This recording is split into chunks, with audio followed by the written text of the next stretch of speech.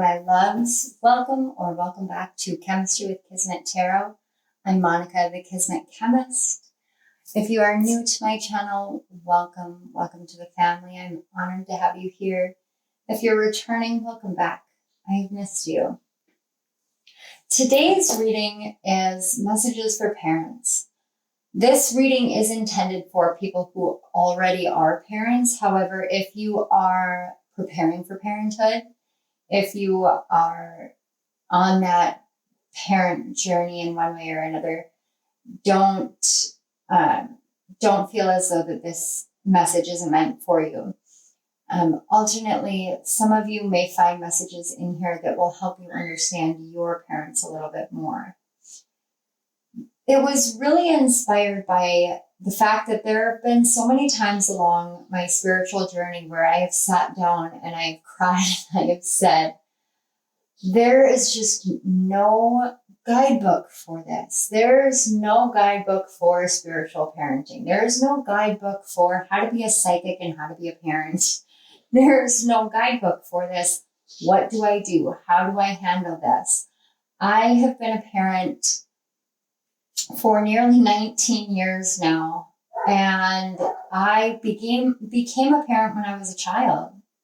In all actuality, I mean, I was 15 when I got pregnant with my daughter and 16 when I had her, and that was when my journey as a parent really began. I now have 3 children of my own and a stepson. I have experienced every form of parenting in one way or another that you can, from being a parent to being a step parent to co-parenting to parallel parenting, and to experiencing the adoption process in one way or another. So I am going to be doing messages very similar to this for each different type of parent. So this one is just designed for parents themselves, biological parenting, those who are like me, just kind of flying by the seat of their pants and doing what they can. And I just saw 2:22 on the clock, so I take that as a very good confirmation from Spirit. So thank you, Spirit, for that. So in this reading, I'm leaving it very open-ended. I just want to give you guys some guidance, some help, some insight, maybe a new perspective that Spirit sees that we don't see as parents, because we can get kind of caught up. So there are 4 piles.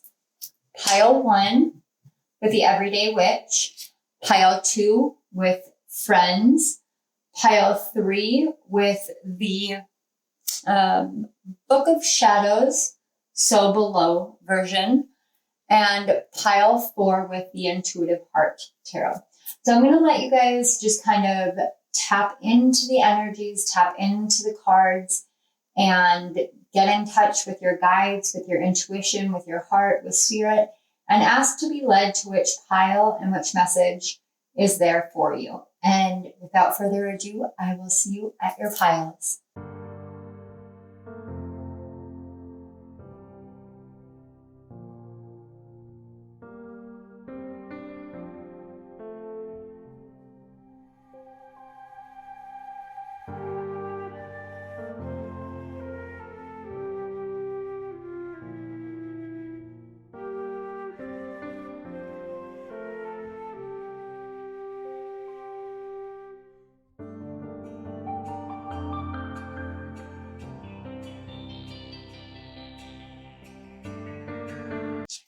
Hello, pile 1. If you chose the Everyday Witch Tarot, this is the message for you about just kind of anything that Spirit may be looking to speak to you about in regards to parenting. So I wanted to actually start off with these Harry Potter, and they're the Magical Meditations. And I personally am a huge Harry Potter fan. So much so that, my family doesn't like to play Harry Potter Trivial Pursuit with me because, well, it's very rare that I lose. And that's not bragging. It's just, I've read the book so many times, it's outrageous. But I wanted to start out with these mindful meditations because they are such a great way to really get in touch with your own inner child. And I have found along the parenting journey that getting in touch with your inner child really helps develop that relationship between you and your actual children, because you're able to understand and to relate a lot easier. Now there's a caveat to that, which I always seem to give you guys caveats, but the caveat to this one is the fact that this doesn't always apply when it is a teenager. And if you're experiencing this whole, like, I can't relate to my teenager, don't worry, you're not alone. I feel the same way when it comes to my eldest daughter. I have a really hard time relating because I just don't understand the same kind of mentality, but that's okay because we're working on that relationship. And I think that you needed to hear that you're not the only one that struggles with this. As parents, we want to do the best that we can. We want to give our children everything that we didn't have. But it's really important to remember that we have to allow them to be their own people and allow them to have their own unique personality, their own unique self. And we are meant to nurture that. So let's take a look at your mindful meditations and get just a little bit more of this kind of base energy for you guys. So we're going to start with personal growth. And it says, it does not do to dwell on dreams, Harry, and forget to live. Professor Dumbledore, Harry Potter and the Sorcerer's Stone. There's nothing wrong with a little daydreaming, but it's important not to get so caught up in dreams that you forget to enjoy your life. Today, leave the daydreams behind and go outside. Visit a new place, meet up with friends, or simply take a walk. Explore the world a little and see what adventures it brings you. So I'm just going to get that focused for you guys. If you want to screenshot it, please feel free. Some of you may be struggling with actual communication with your children.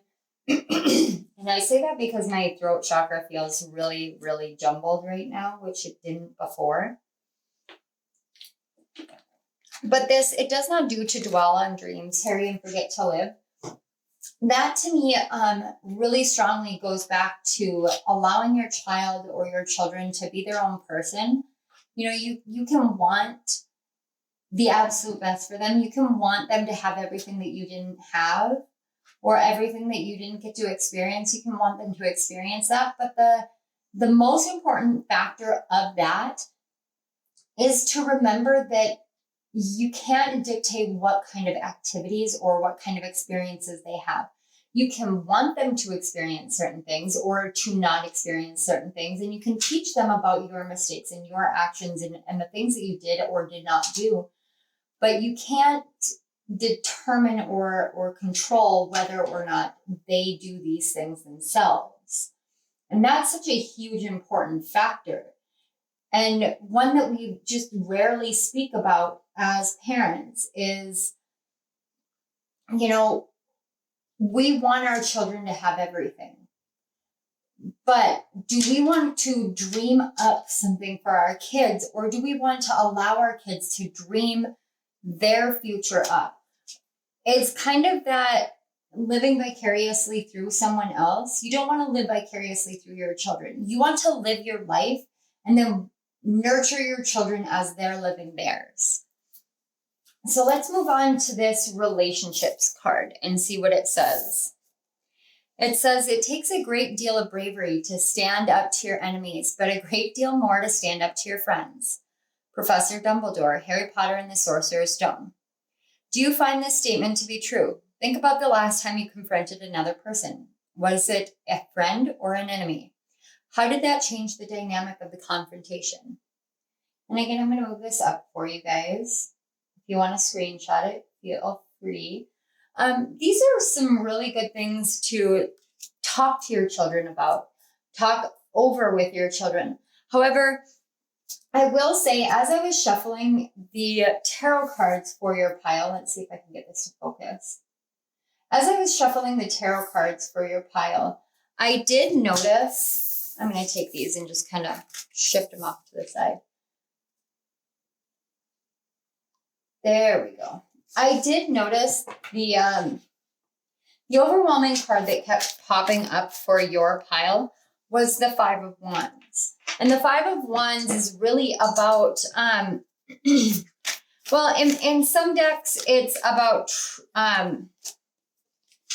it's about, you know, practice and whatever. But for the most part, it's kind of that competition and conflict card. And that was the energy that I really got from it. It's almost as though, and it doesn't even feel as though this is something that you're necessarily experiencing with your children, but what you're experiencing as a parent may have something to do with your own childhood. If you came from, say, like a split parent household and you're now trying to raise your children in a whole household. So for instance, your parents were divorced or you had lost a parent as a child, and now you're trying to raise your children in an environment with you and your spouse or you and your partner, and you're trying to do this as this whole family unit, it can be really hard to understand how the inner workings are when it's not something that you've experienced before. So you're kind of flying by the seat of your pants. And in that way, it almost feels like you're in competition with your younger self. You're in competition with the way that you grew up. You're in competition with doing it the right way this time in comparison to the way that you were raised. But there is no comparison that can be made when it comes to parenting. And I think that's a huge pitfall that we all get into, is a compare and contrast of, well, I'm doing this and you're doing that. And we do that in a society so often, but we also do that in our own heads and in our own hearts. Like, well, this is how I was raised and this is how I felt about being raised this way. And am I doing the right thing? Or do I not want to do that? How do I avoid making the same mistakes my parents made? Things like that. It's really difficult to break yourself free from that. So that was a very strong message for you guys. Let's see your cards. So we have 21 with the World.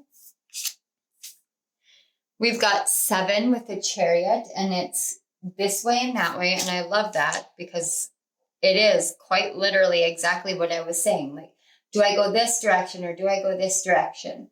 And it's determining which way you want to go.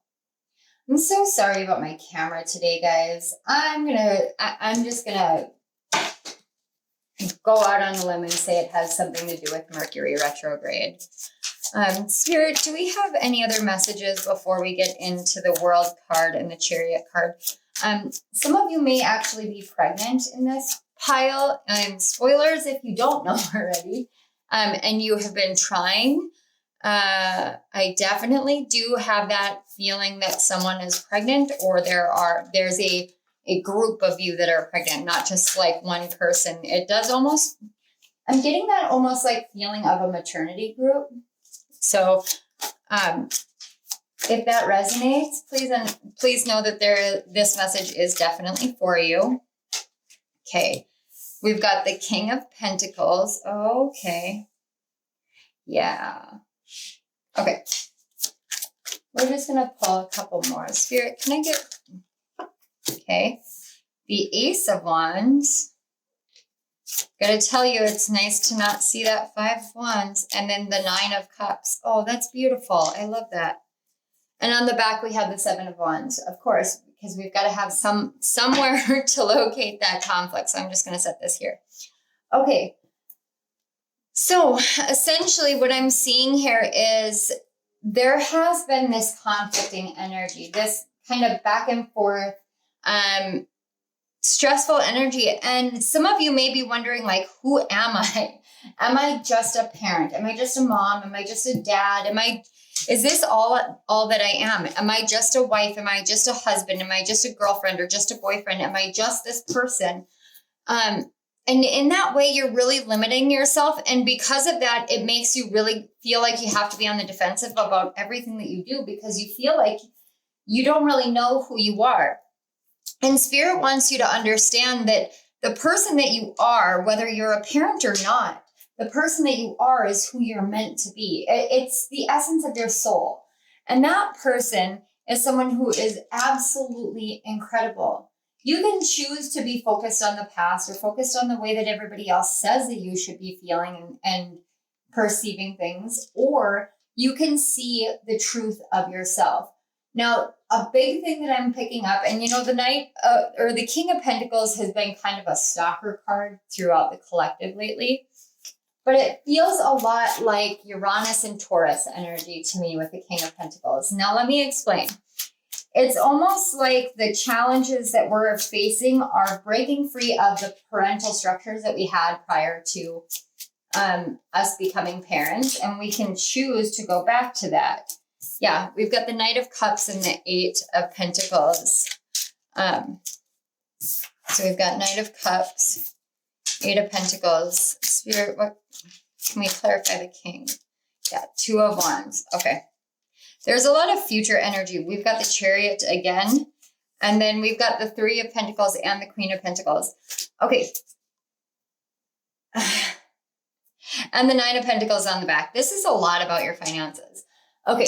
You can never be prepared to be a parent. You can never be prepared financially. You can never, like, there's no, it's kind of like your heart can be ready. And that's what I'm getting is you've hit a point where your heart is ready and you know that you're ready to be a parent. So this is more geared towards those who are pregnant. And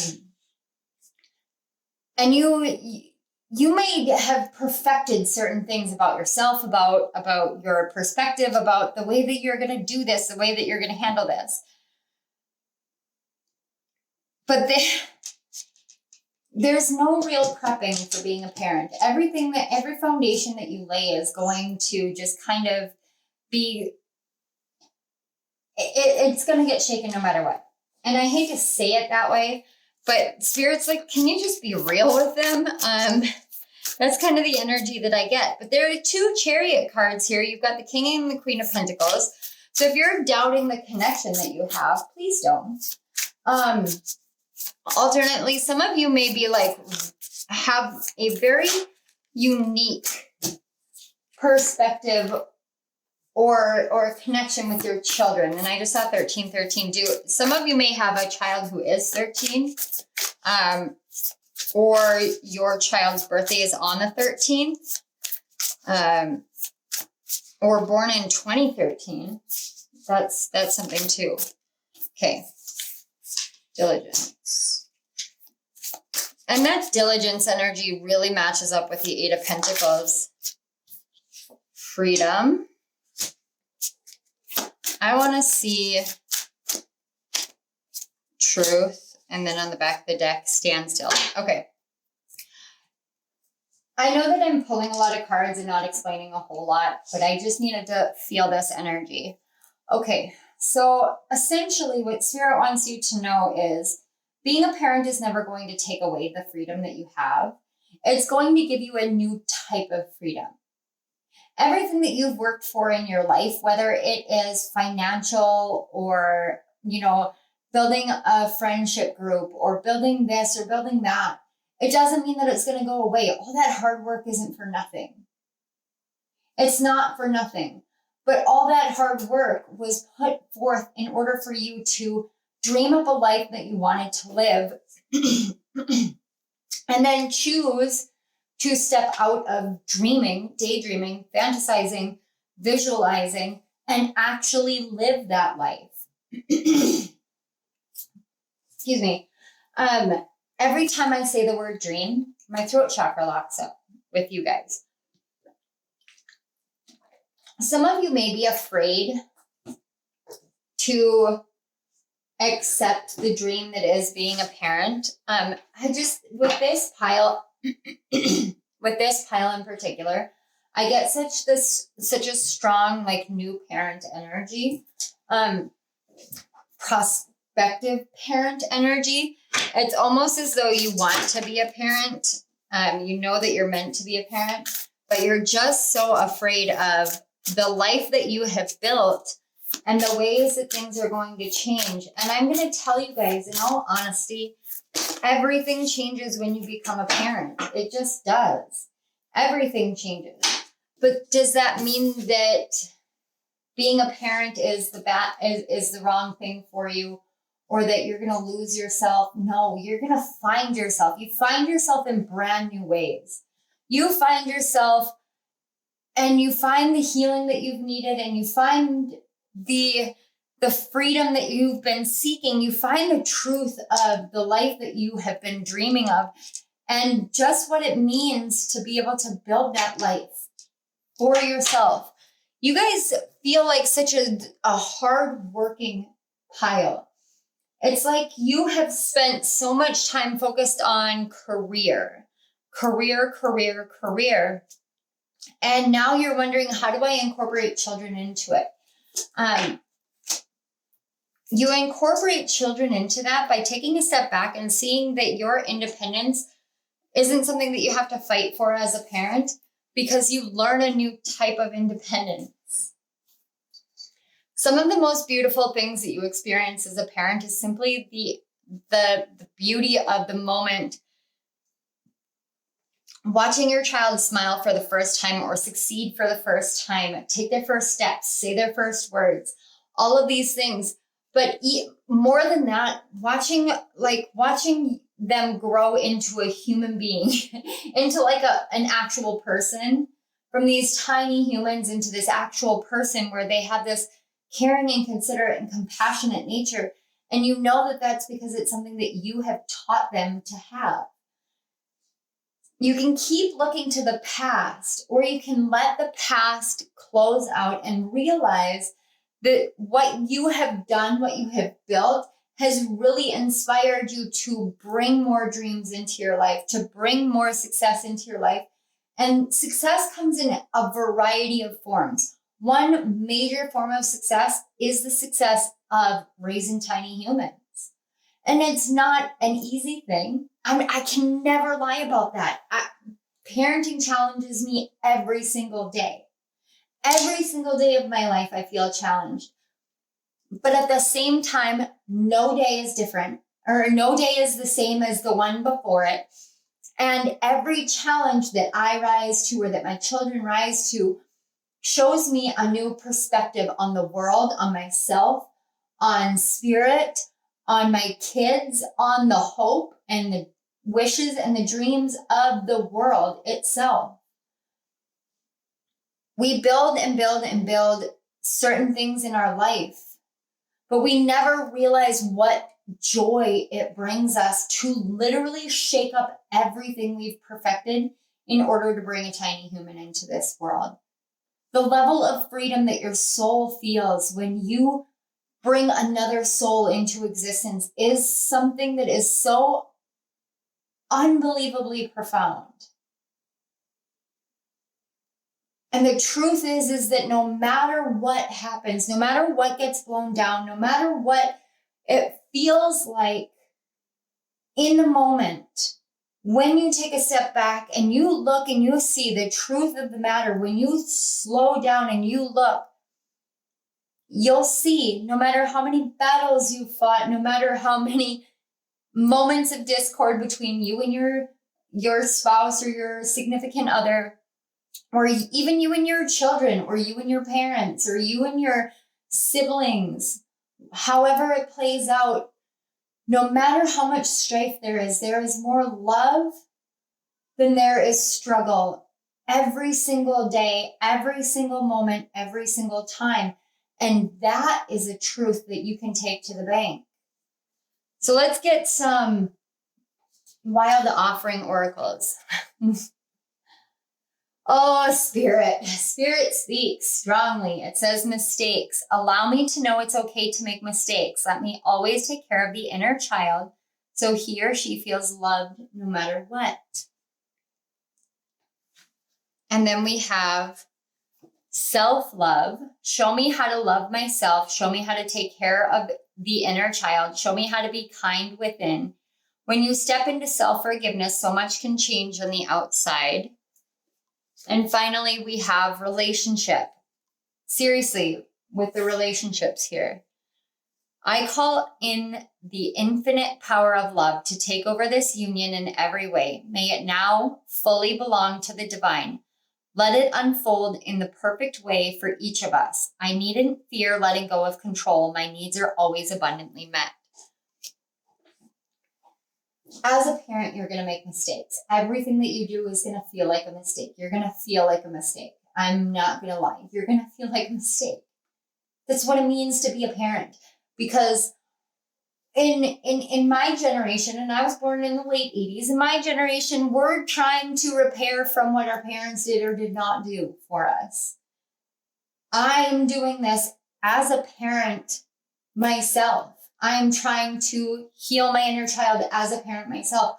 One of the most beautiful blessings I've had in healing my inner child is my children themselves, because they keep me reminded of being a child, of what my inner child dreams about and wishes about and needs. And the relationship that you have with your children really, really is shaped so much by the level of love that you have for yourself, forgiveness you have for yourself. Because when you do these things for yourself, you actually teach your children to do them for themselves as well.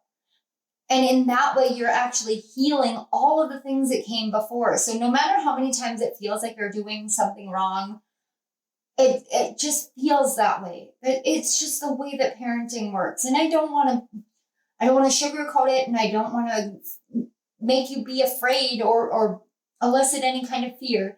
I want you to understand that if you're on this parenting journey already, or you're pregnant and terrified of this parenting journey because you don't want to make a mistake, make mistakes, get messy, like have a flower fight in the kitchen. I am telling you, these things shape memories. They shape love, and if you engage in that, you're showing your children how to embrace being a child, how to really live as a child. And there are so few kids these days that get the opportunity to actually fully be children, because parents really struggle. Parents struggle to parent because they were never parented. Parents struggle to remember what it's like to be a child. And it impacts our kids. So embrace the mistakes that you make, and know that no mistake is, it's not anything that means that you don't have love or aren't worthy of love. Let yourself make mistakes, and then give yourself forgiveness. Let your kids make mistakes and forgive them. That's how you guys all grow together. That's how you build this beautiful parent and child relationship together. So let's get this deck specifically. This Stress Less deck is like the best deck for parents. I am telling you, the best deck, because these cards are designed to help you stress less. And as a parent, stress and worry are literally your middle names. But it doesn't have to be that way. I've actually found over the last couple of months that I stress less when I realize what I can and cannot control. And that's a big thing. So let's find your stress less cards. It says, calm down your body.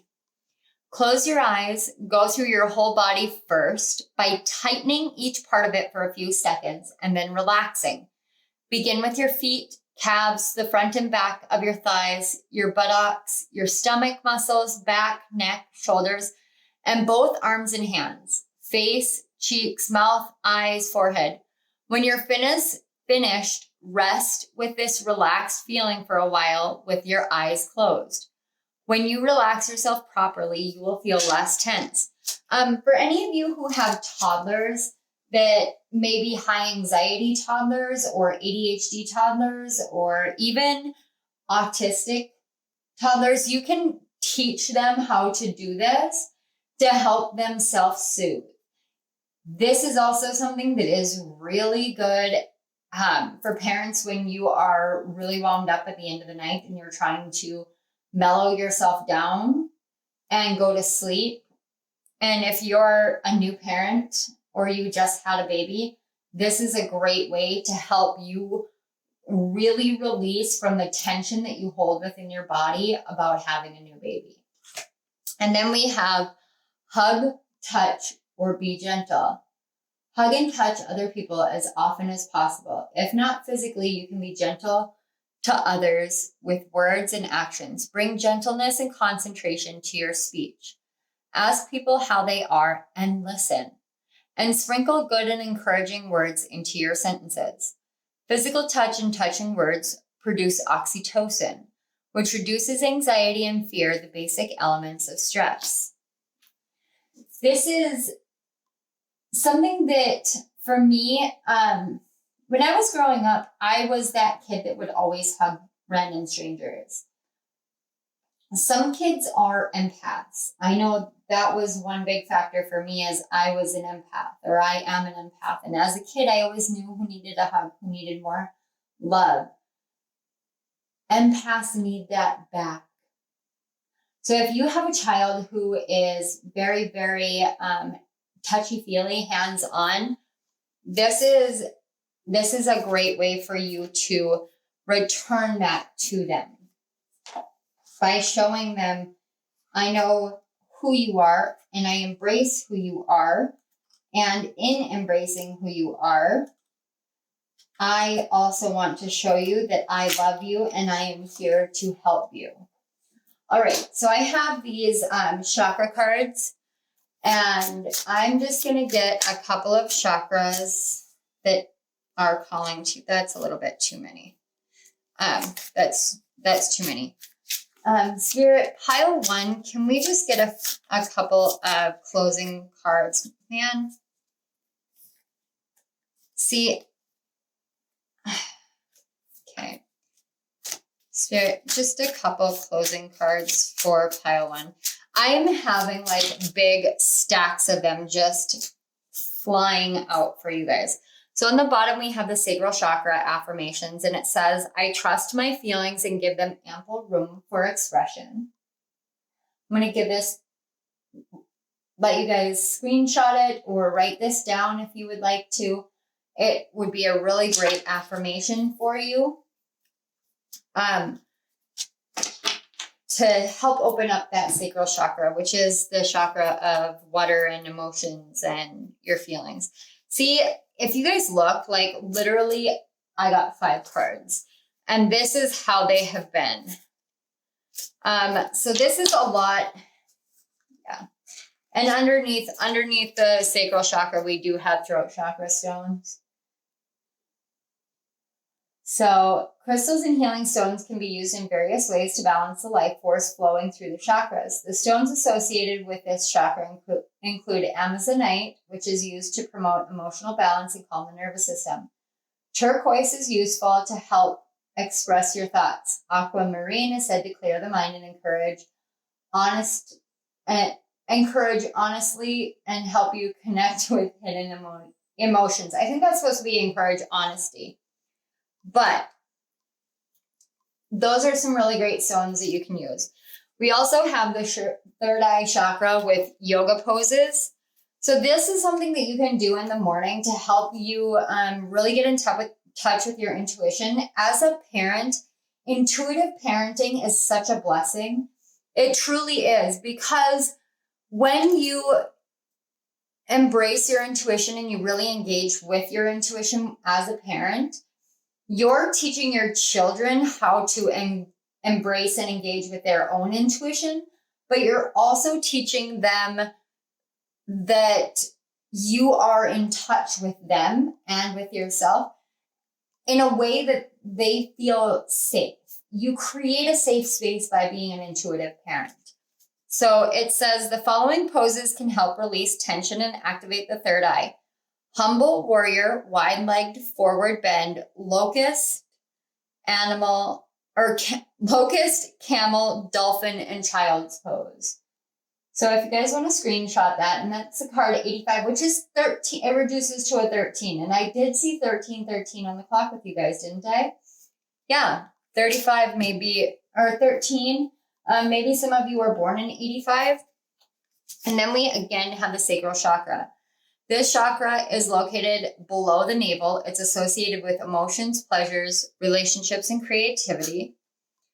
We have the third eye chakra. This chakra is located in the space between the eyebrows. This chakra is closely associated with pituitary gland, eyes, ears, nose, nervous system, and the brain.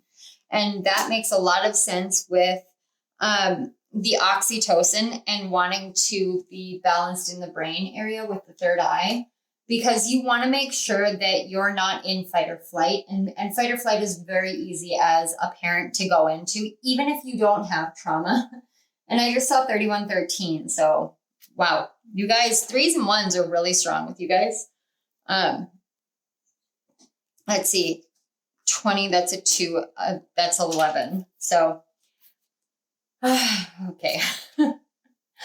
I sighed like that because we had the card 33. 3s and 1s are very strong with you guys. Balancing the sacral chakra. It says, often with the sacral chakra, we carry negative energy from previous relationships, and spirit just reminded me, before we get it, okay, that makes sense. Okay. Emotional baggage can build up in your system and leave you feeling out of balance with your mind and body. A useful exercise can be to create notes of any negative emotions you feel about a certain person in your life, past or present. Write down the name of the person and the emotion you want to rid yourself of. Then you can literally toss these away in whichever ceremonial way you choose. You can tear them up or toss them into a fire and let your past emotions evaporate with the notes. What I was saying before about fight or flight as a parent, it isn't always negative energies or negative emotions surrounding other people. Sometimes it's just about yourself. Sometimes it's just like you're in this state of, I have to go and I have to give and I have to do, and you have to be everything for everyone because you're a parent now and that's what you think you have to do. And I understand that because I get that way too. As a parent, I get that way. And so I'm telling you, I empathize with you. I sympathize with you. I know what this is like. When you can balance and bring in more endorphins, bring in oxytocin, bring in adrenaline instead of cortisol, like doing breath work, doing yoga, going for walks, drinking herbal tea. These things are really, really great to help keep you calmer as a parent so that you're not actually victimizing yourself or traumatizing yourself with this worry and concern surrounding mistakes. And then we've got, again, sacral chakra affirmations. I have complete peace from within. Now, the big thing with the sacral chakra is the chakra that is associated with giving birth. It's the same as you think about emotions. Emotions are the center of the soul. It's the seat of the soul is where this sacral chakra is. It's the seat of the soul, which means that it is the place within the physical body in which we give birth. When you think about it in those terms, because it's also associated with, pleasure, creativity, children, relationships, children. This is very strongly, there is a lot here about the relationship between being a parent and being your own person. It's okay to feel off kilter. It's okay to feel like you don't know what you're doing. It's okay to make mistakes. It's okay for all of that. It's also okay to embrace having a relationship with yourself, even when you're a parent. You do need time for you. Everything that you built prior to becoming a parent is important to your life. It is an important factor to your life. It is one of those 3 of Pentacles things. You have built a career. You have built friendships. You have built this one-on-one relationship with a person you love. You have built these things. And again, please take only what resonates. This is a general reading. So if one of those factors don't resonate with you, please understand I'm getting all of the different ways this is playing out for the collective. But you've built all these things. Now you're building your relationship as a parent. You're also rebuilding the relationship with yourself.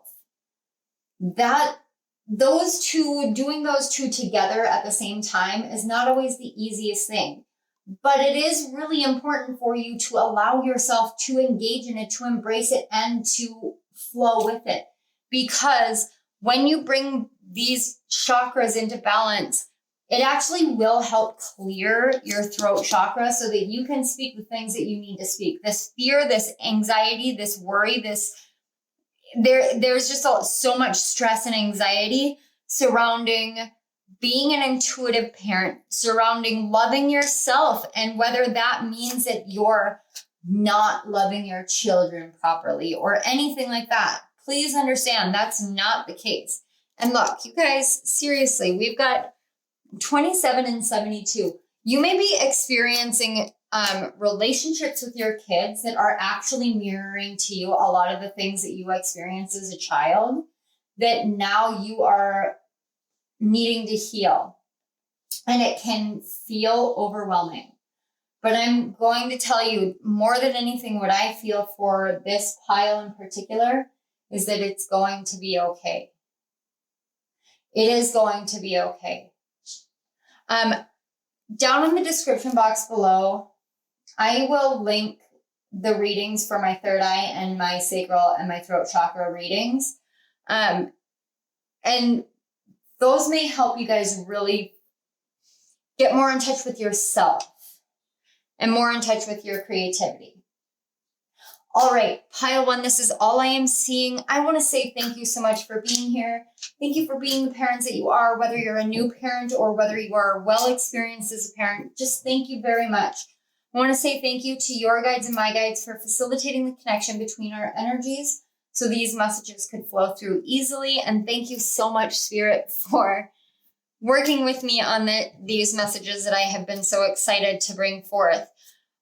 If this resonated, please hit that like button, comment down below, and let me know how you're doing as a parent. I'm really worried. I'm one of those worrier parents. But let me know how you're doing as a parent. Let me know how your emotions are going.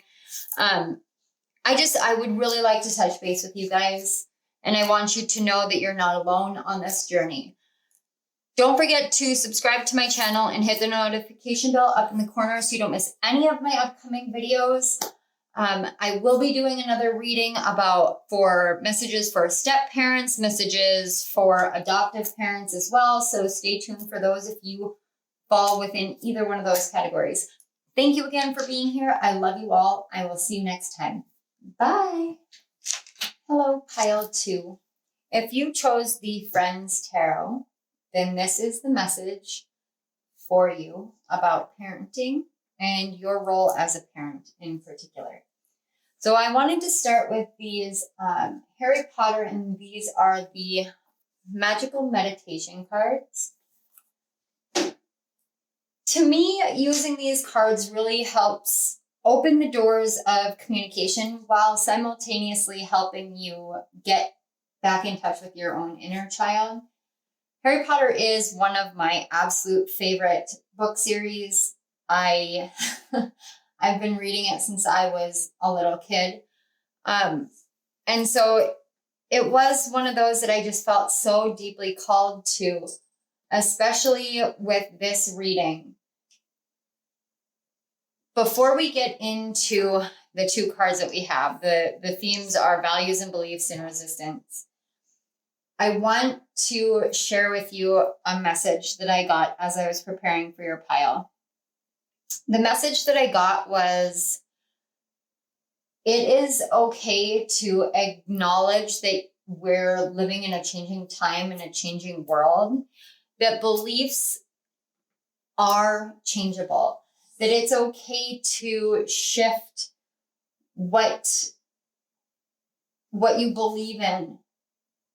And it's okay to understand that your beliefs are going to be different than your parents'. It's okay to understand that the values that you hold are going to be different.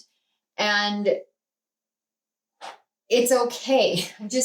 There was just this overwhelming message of it's okay. It's okay for it to be this way. It's okay.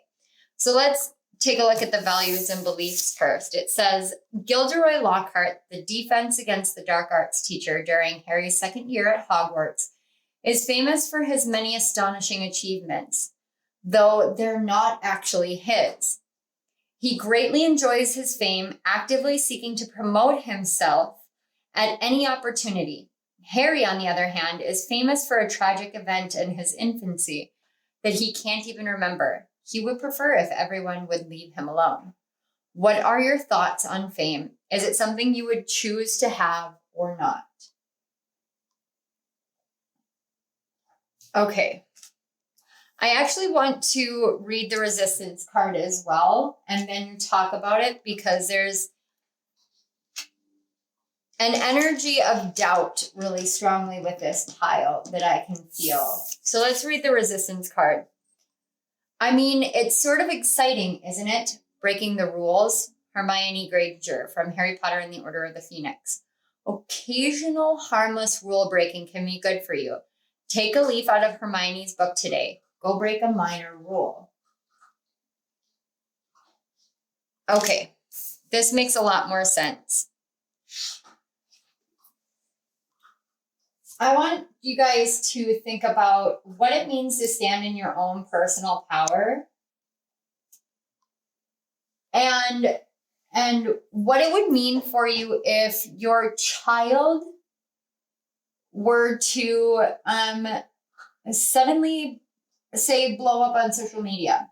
So I'm actually being shown a situation in which I'm here and I'm building a YouTube channel, and I have dabbled with TikTok before as well.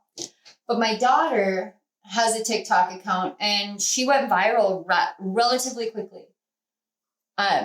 She's still on the lower end of the spectrum, but people want to hear what she has to say. They want her perspective on her own experiences and her own beliefs and her own take on things. So then the question is, do you want to be that parent that is like, no, it has to be me first and then you? Or do you want to allow your child to have something that you know maybe you're trying to get or trying to work for, but they could have? Another message coming through is,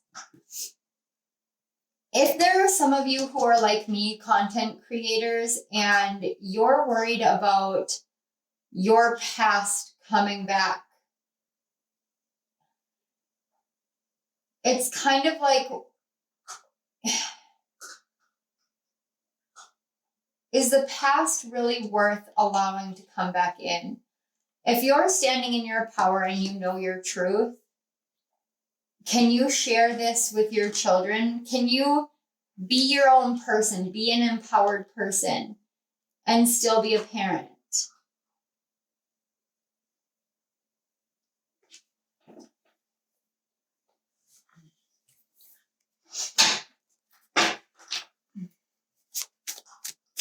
I'm still letting some of the messages come through here for you guys. Do some of you have twins, or are you a twin, or do you have twins? There's something about parenting in different ways for different children here. This may resonate with you, but I'm not getting a whole lot from these messages, from these cards. So I'm going to leave them be where they are. And I'm going to get into the tarot cards first. So we have the Devil and the Ace of Wands. This Devil card feels a lot like this Fame card. What do you want? What do you want to be known for as a parent? Let's take fame out of it, okay? What do you want to be known for as a parent? What do you want your children to know you for? That really is something that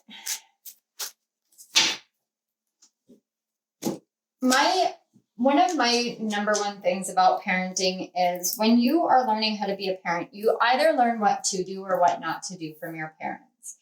And the question is what did you learn? Did you learn what to do, or did you learn what not to do?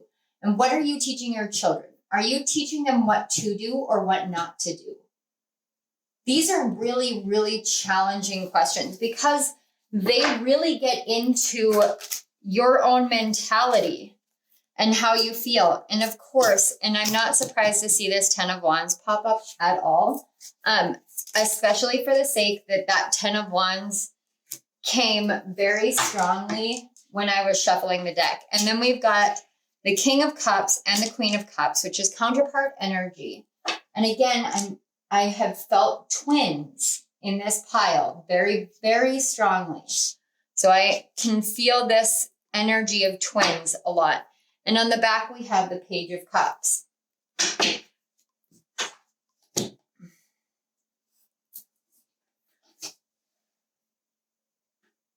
The mind over the heart is a big theme here.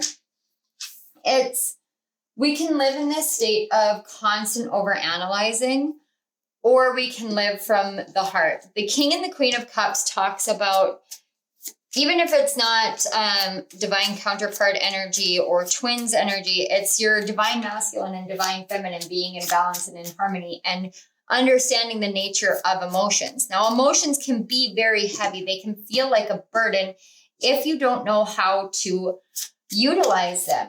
Sometimes you can, and now I'm getting messages about this, breaking the rules. Sometimes you can actually put too many rules on emotions and not realizing that you're doing it. It's kind of like, there's a lot of different messages here. Sorry, I dropped a card. We got the Hermit card for the devil. I'm just getting some clarifiers, but let me work through this. Okay. Hi, Willow. Give me just a moment. I'm going to let her out. That's her. I need to go up to the bathroom. Wine. Okay, I'm back. What I was saying was, one of the energies I'm getting is this energy of the mind over the heart, but also the energy of whether you can be a parent and be successful in the world. You know, Rachel and the 10 of Wands being the center card is really it's a card that asks you what you think that you can do as a parent that you would think is not, or rather, what can you do if you weren't a parent versus what you think you can and cannot do as a parent. There's this energy with the devil, and especially with the devil and the Hermit card, which asks you to really consider how much of your mindset holds you back because of your role as a parent. How much inspiration do you get that you don't allow yourself to embrace and follow because you feel as though to follow that path as a parent would be too hard. And you want to give your kids everything. You want them to have a well-rounded education. You want them to have a well-rounded family life. You want them to have a mother and a father who both love each other. And that's understandable. You want this stability for them, but does that mean that you can't give them stability if you are famous or if you are well known or if you follow the inspiration that comes from within, that light that comes from within? We can allow our minds to play tricks on us and to fool us into thinking that we can't do something, that we can't be something, but we only do that because we've been taught that way or because we have been made to believe that way. But what if you're setting down boundaries and rules that don't need to be there for you? What if you broke that rule? Like, I can't do this because I'm a parent, or I can't do this because I'm a parent. What if you did it? And please don't take this to like an extreme, but like say, I can't go skydiving if I'm a parent because I'm setting the wrong precedent for my child that they're just going to be, adrenaline junkies or attention seekers or whatever, what have you. But in reality, you're teaching them to face their fears and to leap into the unknown and to have these adventures so that they don't grow up being afraid. It depends on the way that you see it. You can see it in the essence of it has to be this way or it has to be that way, or you can see it in the essence of allow me to set an example, allow me to lead the way, allow me to break the rules from the past and stop resisting these different things that I want to do because I am a parent, and allow me to just be myself and then show my children that you can do that. again, going back to Rachel with Emma, she could have been like, okay, I'm a single parent. And that may be the case for some of you. You may be single parents. And that's a very, very hard journey. Trust me, I've done it several times in my life. It's not easy being a single parent. It feels like the weight of the world is on your shoulders all the time because you have these tiny humans that you're responsible for. Plus you have to provide for them and you don't have that love and that support from anybody else. But that doesn't mean that you don't have that within you. And it doesn't mean that spirit isn't here to give that to you as well. All right, so we have the Empress to specify the Ace of Wands. Some of you may be thinking about having another child, but to me, this Empress is less about, it's usually the pregnancy card, but to me, what I'm really getting from this is creative expression, creative endeavors, living a creative lifestyle. And then we've got the Moon here to specify the 10 of Wands, which I'm not surprised at all by. Let's get clarifiers for the King and the Queen of Cups, Spirit. Can we get clarifiers for the King and Queen of Cups, please? Clarifiers for the King of Cups. Can you please get a clarifier for the King of Cups? Whoa. Okay. That's too many clarifiers. Can I get a clarifier? Okay.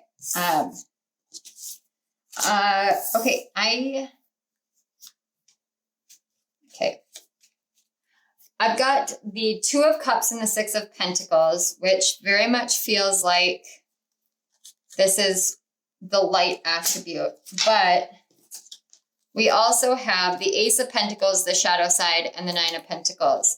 I didn't expect it to be quite so much, but I'm going to take it just because I feel like that's what's important. And on the back with the Page of Cups, we have the 9 of Cups.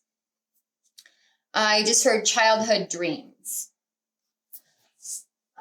Childhood dreams. So with the King of Pentacles or the King of Cups, what I'm getting is this energy, this divine masculine energy of the seeds planted for success, for financial and abundant success.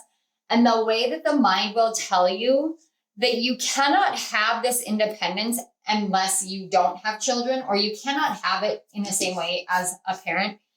And the Queen of Cups is really being specified more so with these 2 over here, the 2 of Cups and the 6 of Pentacles. And that's about balance. It's about give and take. It's about equality. Now we've got the Devil and the shadow side card, which are both the same cards, which means that the energy of this shadow side of the mentality has to do with you taking action. Sorry about that, guys. I really needed a drink of my coffee. So this has to do with action-oriented energy and whether or not you can take action from the heart and actually produce something that you want to produce. Like you have all these inspirational ideas, but it's almost like you're clouding your own ability to create in your life because you think that you can't create as a parent. Or that the things that you want to create, you can't because what would your kids say? Or what would your parents say? And if your parents would say something, then you know your kids would be impacted the same way. So we've got Voyage for these 2. Can I get another message? Oh, a lot of your cards just want to fall on the floor. We've got Miracles. And can I get one more for the final 2? Let's bridge it together, please, Spirit. We've got the double rainbow, and we've got 2. The energy of 2 is so strong. I'm getting this twin energy, and I don't want to say twin flames, but I'm definitely getting twin energy. So if you are a twin, or if you are a twin, or if you have twins as children, that it's just coming through so strongly, this twin energy. And then we've got the card Release. And on the back, we have Courage. All right. I love this. So this is about you really like going and getting in touch with your inner self. It's about you kind of traveling back to your younger self, back to your childlike self, and allowing yourself to go on this inner journey to be able to see where your mind is actually stopping you from moving forward because it's afraid of what your heart is feeling. And in that sense, what you discover in that is that children really are the miracles. Even though being a parent is it's one of the greatest challenges of life.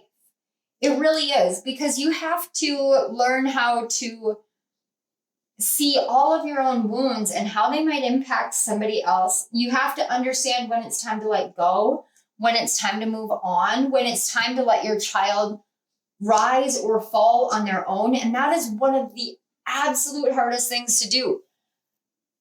You have to learn how to let go of the way that things were before and realize that there was a miracle in every hardship, in every struggle, in every moment that taught you to be who you are.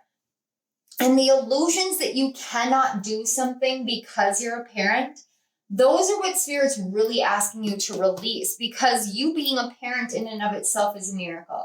Your children having you as their parent is a miracle. Some of you may actually know that you have miracle babies. I know for me, I do. I have 2 kids that should not be alive. They defied odds and shouldn't be alive. They just shouldn't.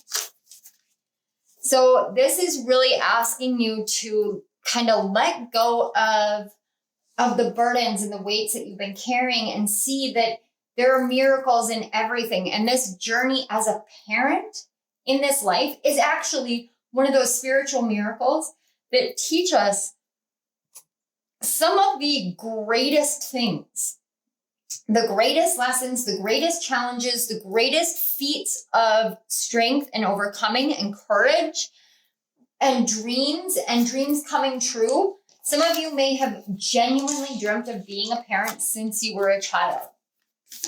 But this energy that I get here it's almost like, it's like your head and your heart can't get on the same page. Your heart wants to believe one thing and your head wants to say something completely different. And Spirit really wants you to understand that you're a miracle. You as a parent is a miracle. You have defied all odds. You may have come from a family in which the parenting was just not, I'm hearing not there. It wasn't your fault. And your parents may have been victims of addiction. They may have struggled with alcoholism, with drug abuse, with, I'm just hearing excess. There's a lot of excess. And you've had to learn how to not live that life. And that's not an easy thing to have to learn. It can make you very high strung, very wound tight. But you're learning how to take yourself out of the mind and into the heart. And I can see that very strongly. You're learning how to release this essence of duality being a problem and really embracing the truth that they both are really who you're meant to be. And as far as fame goes, what I'm really picking up is that it's this fear of success, because what if the outside world sees the things that you've done or the choices that you've made and they vilify you for it? But we all make choices in life, and no one in the outside world is privy to what goes on behind closed doors. So let's get some wild offering insight. We have calmness. It says the inner divine is the witness of all, remaining still and quiet, even during intense turbulence. So take a deep breath and then say, quiet my mind, dear Lord. May your peaceful calm take over. Yeah. And we've got the hummingbird on here. You guys may be some of my regulars that get this a lot, the hummingbird energy a lot. It's that defying all odds, breaking the boundaries, transforming. So when we talk about during intense turbulence, this is an intense turbulent energy that I feel. And especially with the shadow being here and tied to the king, this is like this internal action-oriented turbulence. Can I do this? Can I move forward? Can I create this? Am I going to do this the right way? Can I do this as a parent? It's going to play out differently for each one of you, but I want you to think about where in your actual life this is playing out. Where is this playing out? I do also want to let you know that as I'm looking at this miracles and the release card, you may be experiencing a lot of miracles in the very, very near future. As in, the second you stop looking to the past and the more that you really embrace your courage and take action moving forward, you're going to see like miracles, double rainbow style miracles. And the reason why I say very, very soon is because we've got this release card and we've got the fall. So if you're in the Northern Hemisphere, it's like release whatever you need to release. Maybe this is releasing some sort of creative project for some of you that you've been afraid to do or afraid to release because you're a parent, because you're afraid of what anybody will say. I'm actually, this is very strange, but I'm actually hearing like erotic novels or like romance novels, where it may feel a little embarrassing for your kids, but is it true to you? Is it something that you felt called to do?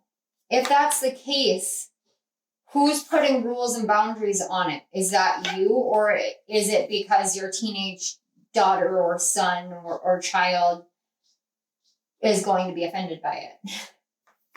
It's kind of like Spirit's like, okay, come back into a calm state of mind and understand that being a parent is one of the most turbulent things you're ever going to go through. But it's okay for you to be who you are, to embrace the creativity that you have, and to courageously move forward in making the dreams that you had as a child come true. Even if that means that you literally have dreamt of being an actor or an actress, and you're 45 years old, and you've got a 16, 17-year-old child, and you want to go and pursue an acting career. Who says you can't? Who says you can't do that? Some things come along to change our course because it's meant to change our course, and some things come along in order to remind us of the course that we were meant to take. The question is which one was it for you? And do you think that you can do this? Whatever this is in your life, do you think you're capable of doing this? Do you think that you are able to do it? Now, the next card we have is being enough. The innermost heart says, you are enough. Nowhere to go, nothing to get, nothing to change, no need to grow more deserving. You, yes, you are love.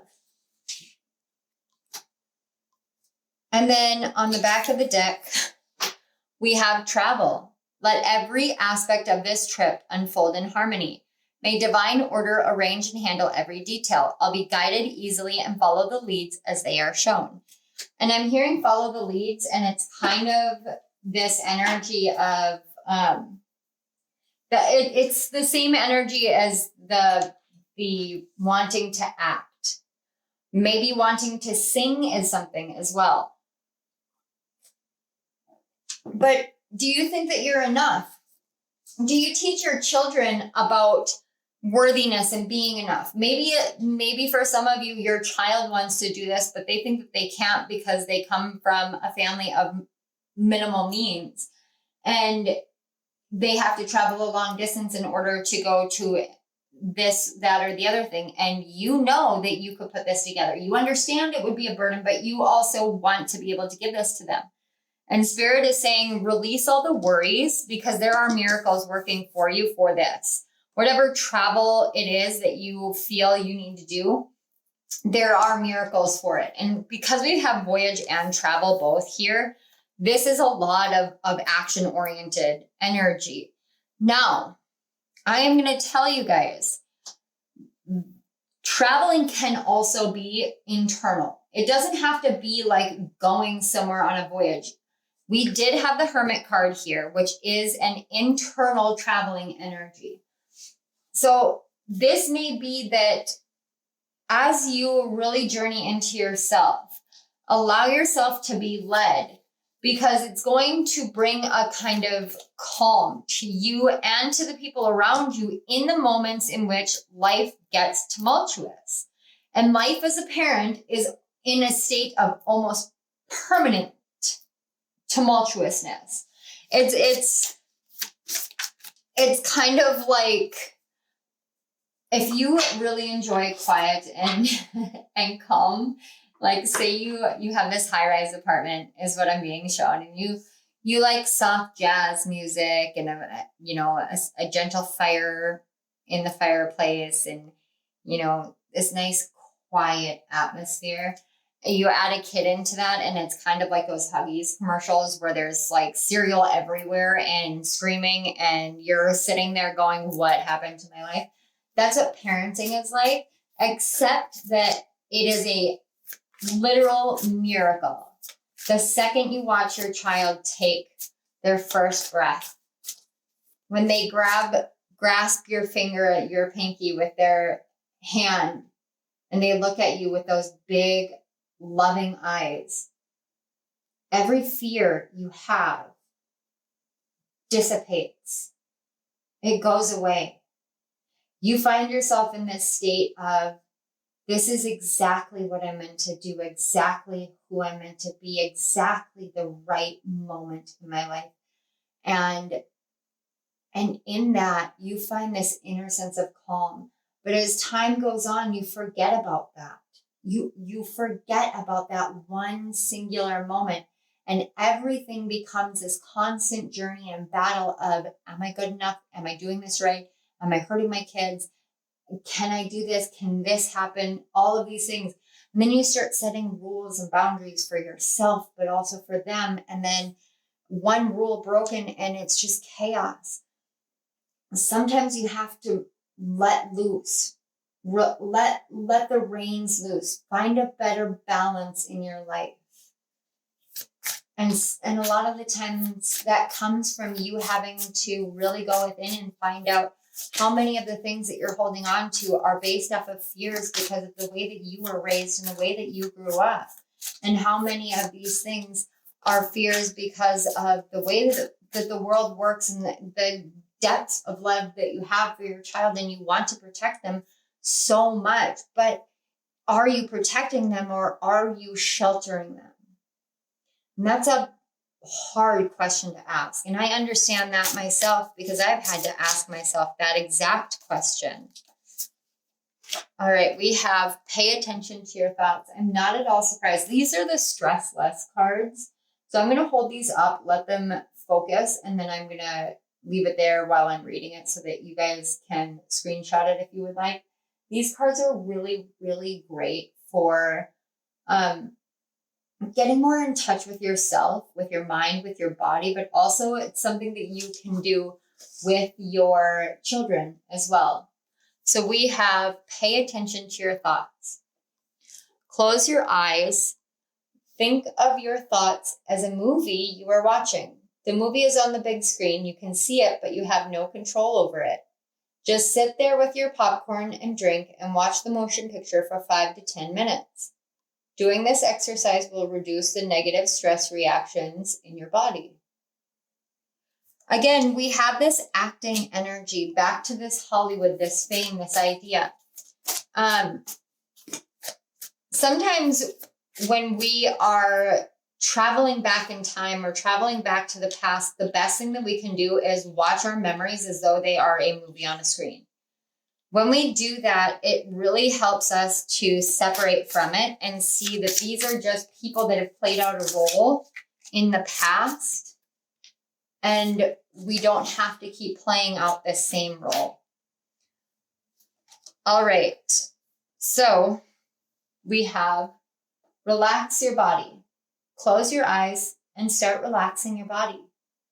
Go from bottom to top, the soles of your feet, your calves, your thighs, your lower abdomen, your diaphragm, your lungs, your back, your neck, your face, your forehead. Concentrate on every part of your body and relax your whole body in the end. Keep resting in your relaxation for 5 to 10 minutes. By getting rid of the tenseness, you will relax your whole body and feel calmer. Unclench your jaws, please, because my jaw is hurting. It feels like I have had my jaw clenched for like a year right now. So take a deep breath in and out. And if you breathe out, you'll actually unclench your jaw. There you go. And then this is the card 11 and the card 1. So, and 10. We've got new beginnings, new starts, fresh energy. It's time for fresh energy. And then we have, and I love this card. I love this card. And it's the card 13. It says, forget your goal. The next time you start doing something, figure out your goal. When you have it, just forget about it, as though it didn't mean anything. Instead, concentrate on the doing itself and on every part of the process. Give all your attention to the doing and not 1 second to the goal. When your attention is not focused on what's supposed to happen, doing something will become easier and take less energy. What are your parenting goals? I giggle because as a parent, I'm going to tell you, I don't set parenting goals because I'm going to sound glib and sarcastic here, but I'm realistic. I don't set parenting goals. In all honesty, the only goals I have for myself as a parent, and the only goals that I would ever suggest anybody have for themselves as a parent, is to love. I want my children to know that they are loved, to know what love feels like, to know how to recognize love, and to know how to stand up and be like, this is what I deserve because I know what love is and I know what love feels like. And that means that I know the love that I deserve. If I focus on that solely, then my whole mind is like, am I loving my kids enough? Am I showing them the right kind of love? Is this the right kind of love? And then you're actually hyper analyzing every interaction that you have with everybody else. If you say, okay, I want my children to know what love is. I want them to understand the nature of love. And now you say, okay, that's what I want. Now I'm just going to go about loving my children. Okay. What about making dreams come true? What is your goal for making your dreams come true? Now, how do you make that goal work? Once you know that, just do it. Teach your children these things. It really will make all the difference in the world. All right, we're going to get some closing chakra cards before we go about our separate ways. I keep looking at this and I'm like, this is so great. I love it because it's like, oh my God. And me and one of my best friends, you know, the meme with the girl with the braces and she's like super excited. The Ermagerd girl. We get that way about fall and about like spooky season. And so when I saw this, I was like, that's so perfect. It's so me. All right. So we're going to get some chakra cards. So on the back of the deck, this is something that is really, really strongly calling to you. It's the crown chakra. This chakra is located at the crown of the head, and the chakra is the source of enlightenment and our connection to the divine. So Spirit is really calling to this pile strongly, especially this pile strongly, because there has been a weight that you've been carrying for such a long time. And when I think about this now, I'm reminded back of the values and beliefs and that original message about we live in a changing world and our beliefs are allowed to change with us. As we change, our beliefs may change. They don't have to reflect the same things that our parents had. They don't have to reflect the same thing things that we had as parents in the beginning of our parental journey. We evolve. Our beliefs and our values evolve with us. And Spirit is really saying it's okay for you to evolve into a more enlightened, more connected, and more understanding of the divine nature parent. That's okay. It's okay if you were raised in a certain religion and now you're spiritual and everything that you were raised in is completely oppositional to what you actually believe in. That's okay. That's okay. It's time to release all the tension you've been holding in because you keep telling yourself it's not okay to believe the things that you do.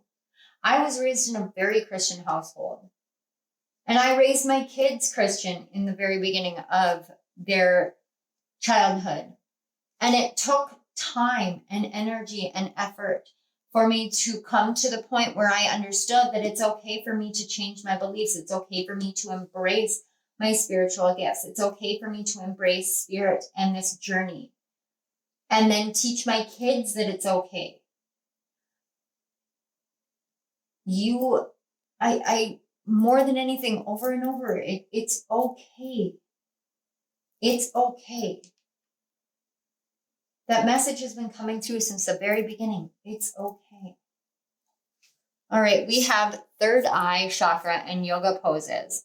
The following poses can help release tension and activate the third eye. Humble warrior, wide-legged forward bend, locust, camel, dolphin, and child's pose. And again, this reduces down to 13, and we've got 13 here. We've got throat chakra, key concepts, which reduces to a 10. And remember, we've got 10, 10, 1, 11, 1. New energy. It's time for new energy. I can't say that enough. It's time for a new energy for all of you, for your family, for all of you. It's time for a new energy. It's time for an energy of really knowing that you are enough. Really being calm and centered and relaxed without all the tension you've been carrying. So this chakra is associated with communication, expression, voice, and honesty. This chakra's color is blue and the element is ether or space. And finally, and we've got another 10. This is seriously, you guys are closing such a huge chapter. A huge cycle is closing.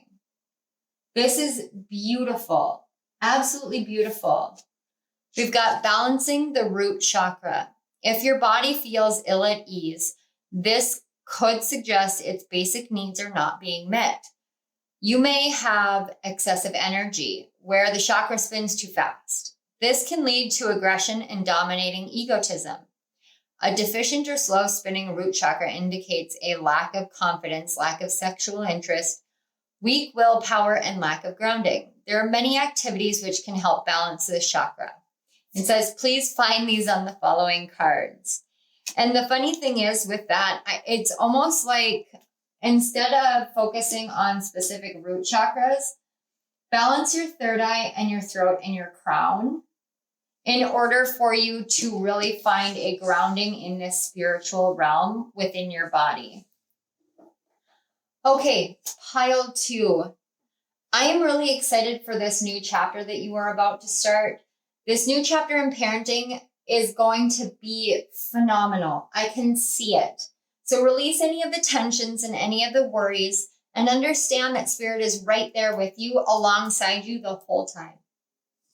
All right, I want to say thank you so much to your guides and my guides for facilitating the connection between your energy and mine. Thank you, Spirit, for these amazing messages for pile 2. And pile 2, thank you yourselves for being here. It is such an honor to read this energy for you and to bring these messages for you. Thank you so much. If this resonated, please hit that like button. Share it with any of your parenting friends who could be helped by these messages. Honestly, the more we can help each other in this realm, the better, because it's just parenting in the new age. Comment down below and let me know, Where are you traveling to? What is your goal? What is it about this reading that really helped you? I would love to know. And don't forget to subscribe to my channel and hit the notification bell so you don't miss any of my upcoming videos. Pile 2, thank you again so much. I am honored and I love you guys all. I will see you at my next reading. Bye. Hello, pile 3. If you chose the third pile with the So Below tarot deck, this is the message all about parenting that Spirit has for you.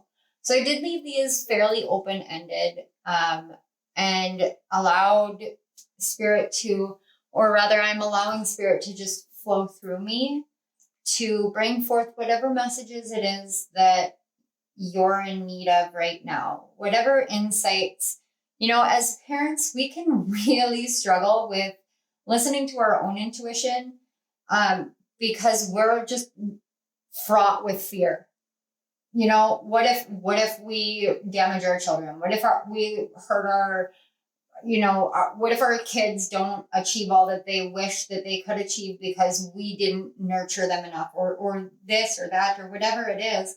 There are so many different ways in which this can play out. And it's so important to me, especially as a spiritual teacher, as a reader, as someone who is a conduit of healing, to be very honest, that I do have these very down-to-earth fears.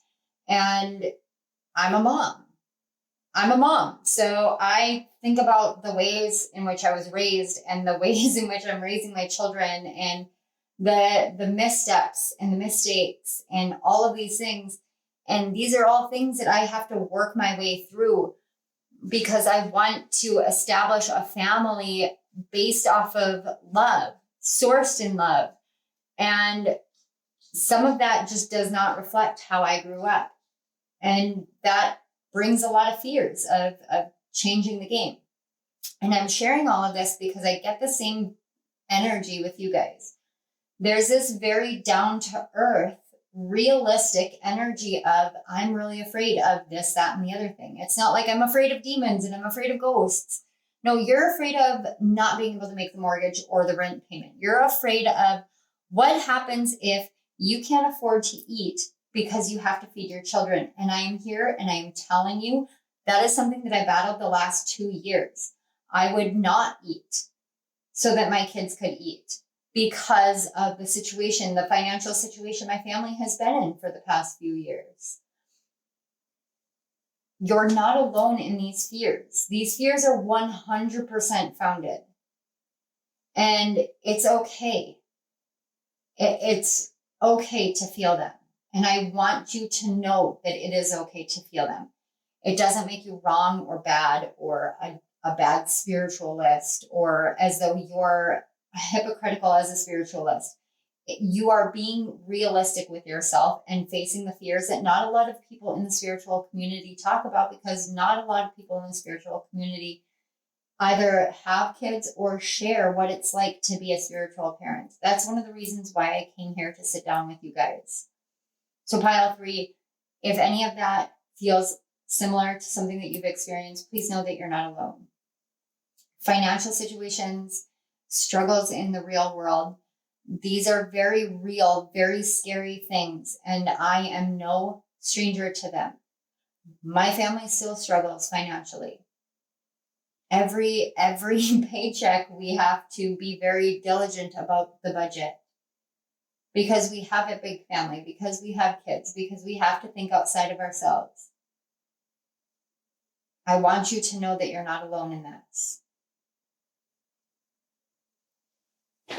Okay, let's take a look. These are Harry Potter magical meditation cards, and they're just a good leaping point forward for the messages, for the foundation of what we're going to be talking about, as well as giving you some insights and some questions you can ask yourself or questions you can sit down and talk to with your children about. So I'm going to actually read both of them because I have the feeling they both have something to do with each other. So the first one, Battling Our Fears, it says, The Patronus charm is a highly advanced spell that conjures a protective shield in the form of a silvery, shimmering animal that repels dementors. The charm works by concentrating on the most happy memory the person can think of. For Harry, this is a memory of his parents talking to him as a baby.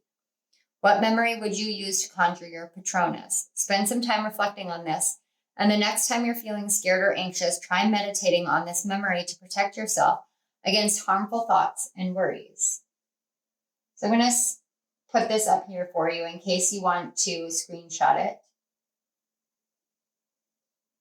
All right. And then we have values and beliefs. The Weasleys are a big, warm, welcoming, mildly chaotic, but always loving and supportive family. They are a striking contrast to the aggressively normal Dursley family. While the Dursleys value money, convention, and status, the Weasleys value courage, kindness, and loyalty. These values are present in every scene featuring the Weasleys, whether they're supporting one another through various trials and adventures or welcoming Harry with open arms. Think about your own family values. How have they shaped you into becoming how have they shaped you into the person you've become? Wow. I'm reading like my son does. He does that all the time. He will switch words around and the sentences still make sense, but it's like his brain needs to make it make sense in his own way. He's an Aquarius, and so he's got an Aquarius sun and Pisces moon, and yeah. So he's my very, very unique child. I'm going to move these off to the side. And as I'm talking to you guys about this energy, I'm going to shuffle the cards and let them fall. So this to me is really about learning how to live your life as you feel it is right for you, not based off of what anybody else says, but based off of what is right for you. We can really get ourselves locked up and tied up with this fear of not being enough, not being anything. Like it's like, are we going to be attacked? Like I said, there's this very real fear going on surrounding the real world. And because this mentions Dementors, and I said it wasn't about demons or ghosts or goblins or anything like that, but Dementors in Harry Potter's world are very real. And they are fear itself. So fearing fear itself that's one of the things that Harry found out. He feared fear itself. But are you afraid that if you don't follow the same ways that your parents did things, or follow the ways that society tells you have to do it, that tradition says you have to do it, that you're not going to be able to provide for your kids, that you're not going to be able to give them what you believe they deserve? This is kind of this energy of it's the Weasleys versus the Dursleys. So what family energy do you carry with you? Are you concerned more with what other people think and perceive of you? Or is this about the ways in which you treat other people and your children treat other people? So what we have here is the 8 of Swords, the 4 of Wands, the Hierophant, the 5 of Wands, and the 2 of Swords. And on the back of the deck, we have the Judgment card. All right. So again, we're coming back to the ways in which your mind will tell you whether or not you're doing the right thing. Are you good enough? Are you doing the right thing? This 8 of Swords energy, if you look, she's exhausted. She's utterly, completely exhausted. She's trying to find all the ways in which she's trying to do her work. But she's so tired that she doesn't know how to keep moving forward. And because of that, she doesn't see that there's actually help all around her. I mentioned before this very real fear, and it's a fear that I have had to work through myself surrounding finances, because I spent most of last year not eating, choosing not to eat because I wanted to make sure that my kids could eat, choosing to do certain things because I wanted to make sure that my kids were able to do the things that they needed to do. I don't have a working vehicle still because I wanted to make sure that my kids were able to have shoes and clothes. And this isn't an easy thing for me to admit, but I feel comfortable in sharing this with you guys because I feel as though you understand what this fear is. This fear is something that you have to realize. Sometimes in this world, we get so caught up on what we have or what we don't have. And we forget that it doesn't matter whether we have the right shoes or the name brand, this or that. It doesn't matter whether we have a working vehicle if we've got working feet. What matters is how we utilize what we have around us. So we can either feel as though we have no help, no love, no support, and just burn out and get exhausted, or we can see all the love and support we have all around us all the time. Holding on to those moments, going and finding somebody who can help us because it's all just so overwhelming. I'm looking at this and there's this date circled down here, and that's actually June 21st, which is the summer solstice. So this may be something that has started changing your life since June, or it may be that June was an especially heavy time for you. But what I'm seeing here is it actually shifts the more that you allow yourself to just ground into your body, to just feel the emotions you need to feel, the less you're going to be judgmental towards yourself. And this energy of fighting for what you feel like you have to do or you want to do in your life, there is help for you. There really is. I've got the 6 of Swords with the 8 of Swords. And again, I had the Hierophant or the High Priest with the 4 of Swords. This is high level commitment as well. And I love this 6 of Swords because this 6 of Swords is like you are choosing what mindsets are right for you. You are putting them in your boat and you are moving on. You are recognizing that this has not been an easy course, but you're saying, I cannot do this anymore. I am ready to move forward. You guys may have Taurus really strong in your charts right now. Then we've got the Knight of Swords. And look, we've got the Hierophant, the Knight of Swords, and the Knight of Swords is aiming at the Hierophant and the 4 of Wands. This is marriage. This is marriage.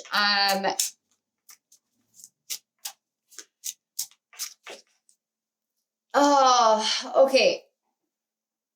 Some of you may be struggling with feeling like you're never going to get married to the person that you have children with, or you may struggle with the person you had children with and have gone through a divorce.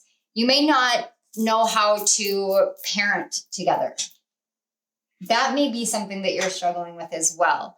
Like one of you is adulting constantly, doing this, that's this, and this, and then you're trying to parent and it's just this off balance. And it's because you're spending so much time putting so much stuff on your shoulders, so much weight on your shoulders. We've got the 3 of Pentacles. Yeah, the 5 of Wands and the 3 of Pentacles. Like you're putting everything on your shoulders to build and to make it what it is. And you're not opening up the door to sharing.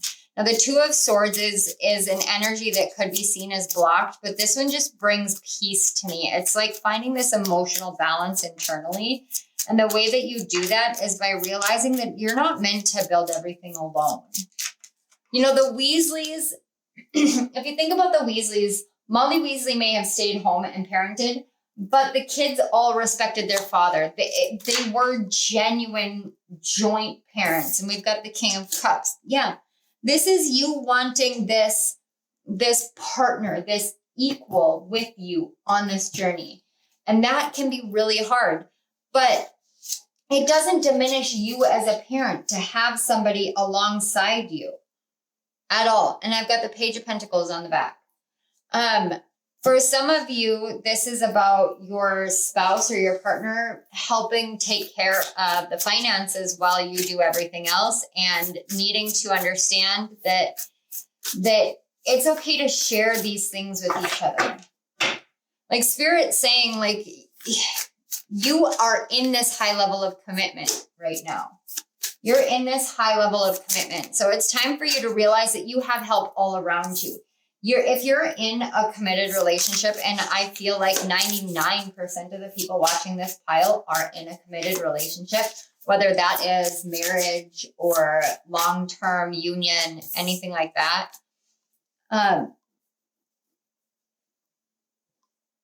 It's not wrong for you to ask for help.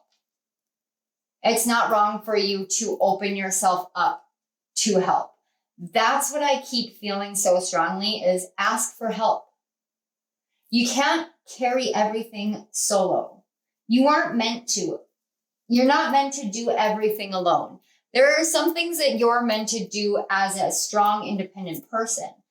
But real, true connections and relationships are interdependent. They're not independent. Interdependency means that you both rely on each other and help each other, but you're both your unique individual person, and you don't actually need the other person to be able to function. So let's take a look at these. We have thriving. See, this is why you need to ask for help, because when you ask for help, you shift out of constantly striving to do these things, and your life takes a whole new turn.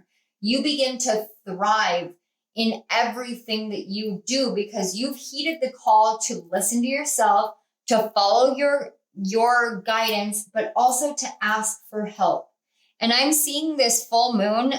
We just had a full moon in Pisces, like 3 days ago, as of the date that I'm filming this, or 4 days ago, as of the date that I'm filming this.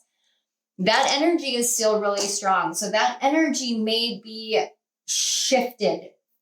It may have shifted certain things for you that you've been working on shifting since the summer solstice. And then we have abundance. Yeah. Things are making a lot more sense now. And then we have pleasure. And on the back of the deck, we have leadership. Okay. So when I said things are making a lot more sense now, when you shift into the state of realizing that things are hard sometimes. As a parent, things are hard. Sometimes you need to let go of the I can do it all on my own and realize that it's okay to ask for help. And when you ask for help, that's when you start learning how to thrive on your own. When you break yourself out of the mindset, there's no way to get out of the situation that you're in, and that it's all going to be nothing but a battle, but you step back and you allow yourself to come back into balance, to allow yourself to move on from the mindsets that you need to move on from, and the pains and the anguish that you need to move on from, that's when things change for you. And what I'm seeing here is when you embrace the fact that it's okay for you to ask for help. It's okay for you to accept the fact that there are going to be times in this world in which being spiritual is not going to give you the guidance that you need beyond being able to ask for help and understand that Spirit is going to come in and help you in whatever way imaginable, because that is what Spirit is here to do, is help. When you get to that point, that's when you start stepping into this understanding that all around you there is help.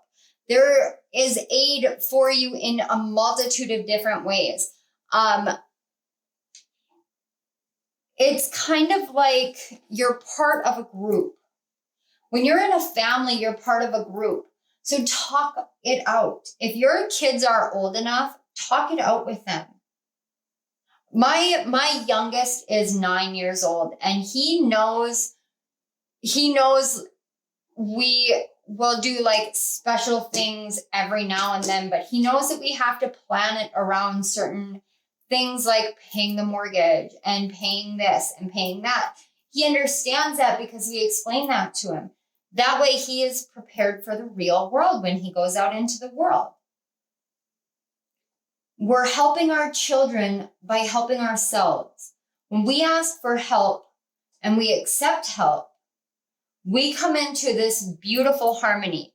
When you're in a connection, it's so important to understand that within this connection, you two are partners. You're partners. You're a team. You parent together. You parent as a team. It's okay to understand that you grew up this way and they grew up that way. Now you get to shape your own. It's okay to understand that there's a lot of fear that comes with being a parent. All the time. It's like all the time fear. That's okay. It's okay because it shows you the depth of love that you have. So step up into the role and adapt. This leadership card, to me, I think about polar bears and the fact that polar bears are literally adaptive creatures. They have adapted from one type of bear into a polar bear because they shifted into a colder climate and they had to adapt. They had to, their coloring changed so that they could blend in with their surroundings, so that they would be better predators. They grew thicker coats. And oh my gosh, look at all of the light orbs. That's crazy. Okay, anyway, they adapted from how they originally were in order to survive and thrive in the environment they were in. Now that's what you're doing. You're learning an adaptation from the past into something new. That is going to bring you into this state of thriving, a state of abundance, a state of living life in a pleasurable state, because you're learning how to love yourself and you're teaching your children that. You're learning to ask for help and you're learning to embrace and accept getting help. That's going to break you free from this constant mentality of judging yourself. And we as parents always judge ourselves. I want to know a single parent that does not judge themselves. Because if you can tell me as a parent that you don't judge yourself ever at all about anything that you do as a parent, please tell me what your trick is and how you do it, because I am not that person. I'm always wanting to make sure that I am doing the best that I can. And so I will really pick apart myself if I need to. If I feel as though I am not living up to my fullest capability as a mom. It's just what I do. And I just saw 22:22 on the clock. All right, so let's get some messages from the Wild Offering Oracle. So we have impatience. My life is unfolding in divine timing. All delays are beneficial. I'm always at the right place at the right time. I will get into that in a minute. Then we have solitude. Once you embrace the inner divine and your own sacred solitude, the right people arrive at the right time, exactly on schedule, without forcing or chasing. And on the back, we have being enough. The innermost heart says you are enough. Nowhere to go, nothing to get, nothing to change. No need to grow more deserving. You, yes, you are loved. And it's 11:11 right now on my actual clock. So Spirit wants you to really start something different here. It can be we've been talking a lot about what it feels like when you can't pay the bills, what it feels like when you can't feed yourself because you have to feed your kids. This thriving and abundance and pleasure is like the dream. It is the dream for this pile. And I understand that. In order for this dream to completely come to fruition, you have to trust in the divine timing of everything. And that is one of the hardest things to do as a parent when you are on a spiritual journey. And I am telling you that I know this because divine timing is literally running my life right now. When you learn that you have to surrender, it's not an easy thing to do. And especially as a parent, like for me to sit here and tell you, okay, you're a parent and you have to surrender, it seems almost unreasonable for me to say this. Because if I surrender and I'm meant to do this spiritual route, how am I going to pay the bills? How am I going to get food? How am I going to pay for my car? How am I going to pay for gas? How am I going to handle everything that I have to handle in life? Because I'm being called here. And in order to follow here, I have to give up all of this to get to this place. And I understand that, because what I'm seeing with this Hierophant is it's literally like you walked into a store one day and you realized that you wanted to be a business owner. And then you went back to work and everything was chaotic and everything was tense and you couldn't ever get anywhere that you wanted to get. And all you wanted to do was calm down. And that's why the solitude is here. This Two of Swords is literally that solitude. Same as the Judgment card. She is a solitary practitioner. But she understands that she has all of the help everywhere. So don't push yourself to do something that isn't right for you. Don't push yourself to stay in something that isn't right for you. But don't push yourself to beat yourself up because your perception is that you're not doing enough or being enough or anything like that, because there is hardship. The hardship is there to remind you of your innate nature, your divinity, your connection to the divine, your ability to ask for help, to call in help, and to know that that help is going to come in. All right, we've got these Stress Less cards, which are arguably some of the best cards for parents ever. So let's get some Stress Less cards. That one wanted to come out. Can I get another one or two? There we go. And then we'll grab the back of the deck card.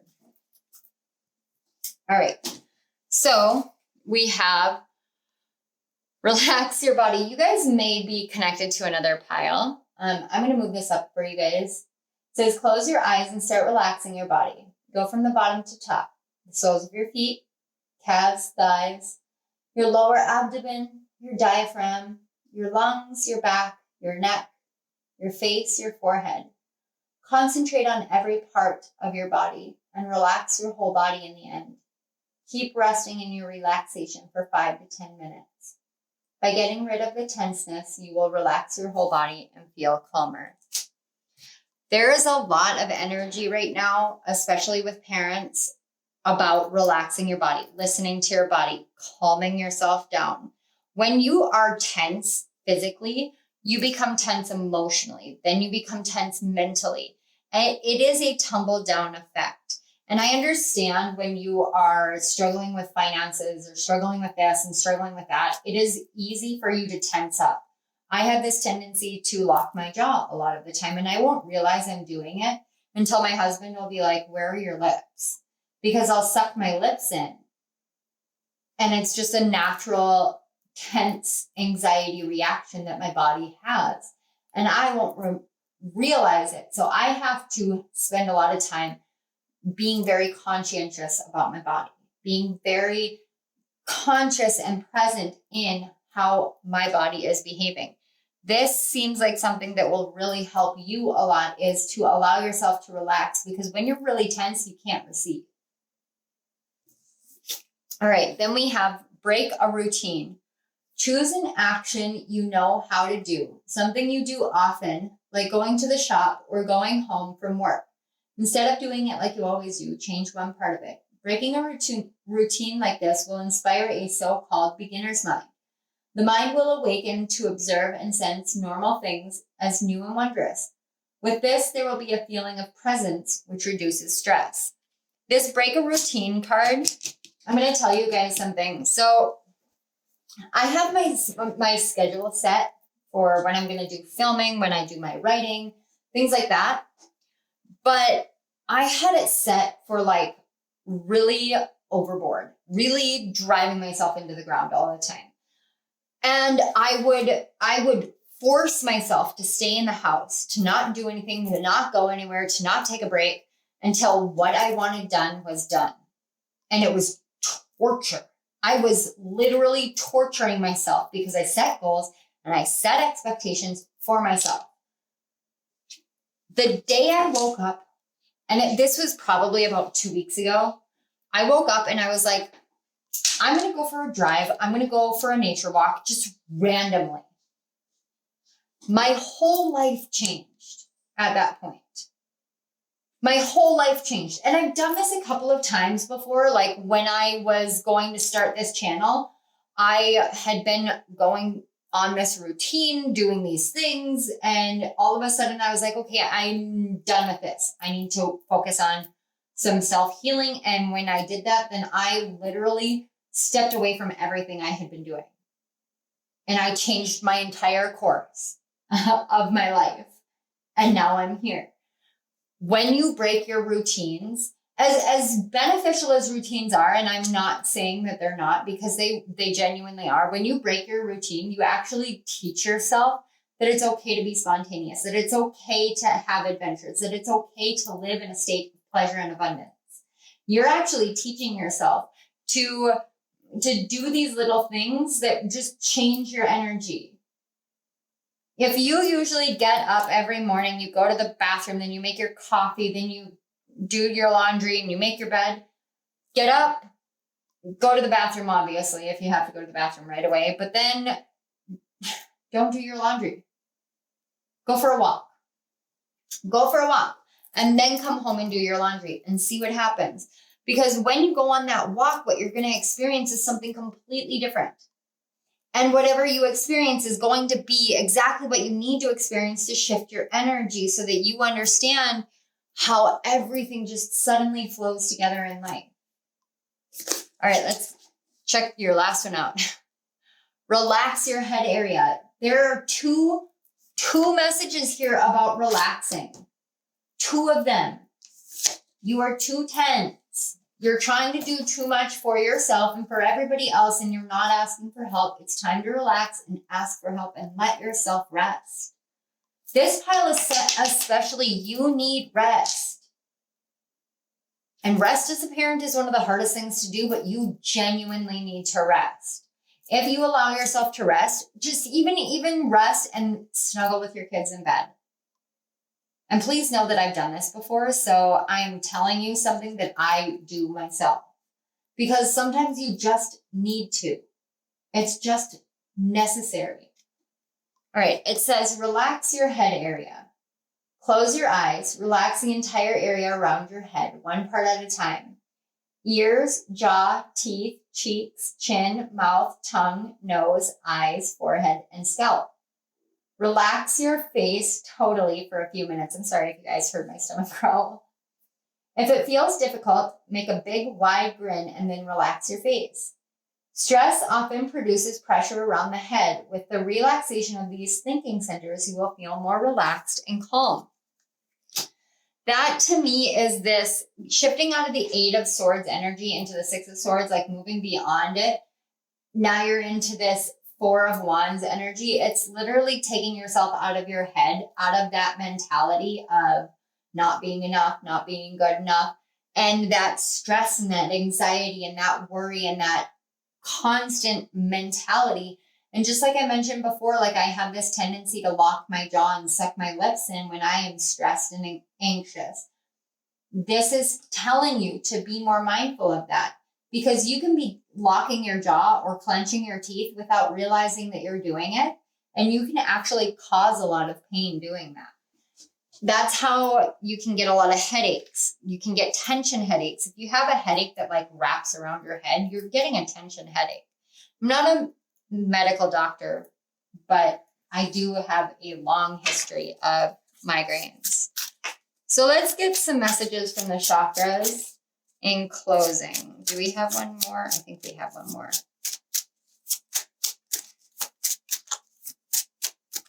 A lot of this is your head energy. A lot of this is your head energy. Yeah. Wow. You guys, I'm not going to take these, but I'm going to tell you there's solar plexus and sacral, but they didn't come out the same way that the other ones did. On the back, see, we've got solar plexus stones. Crystals can be used in the various ways to balance the life force flowing through the chakras.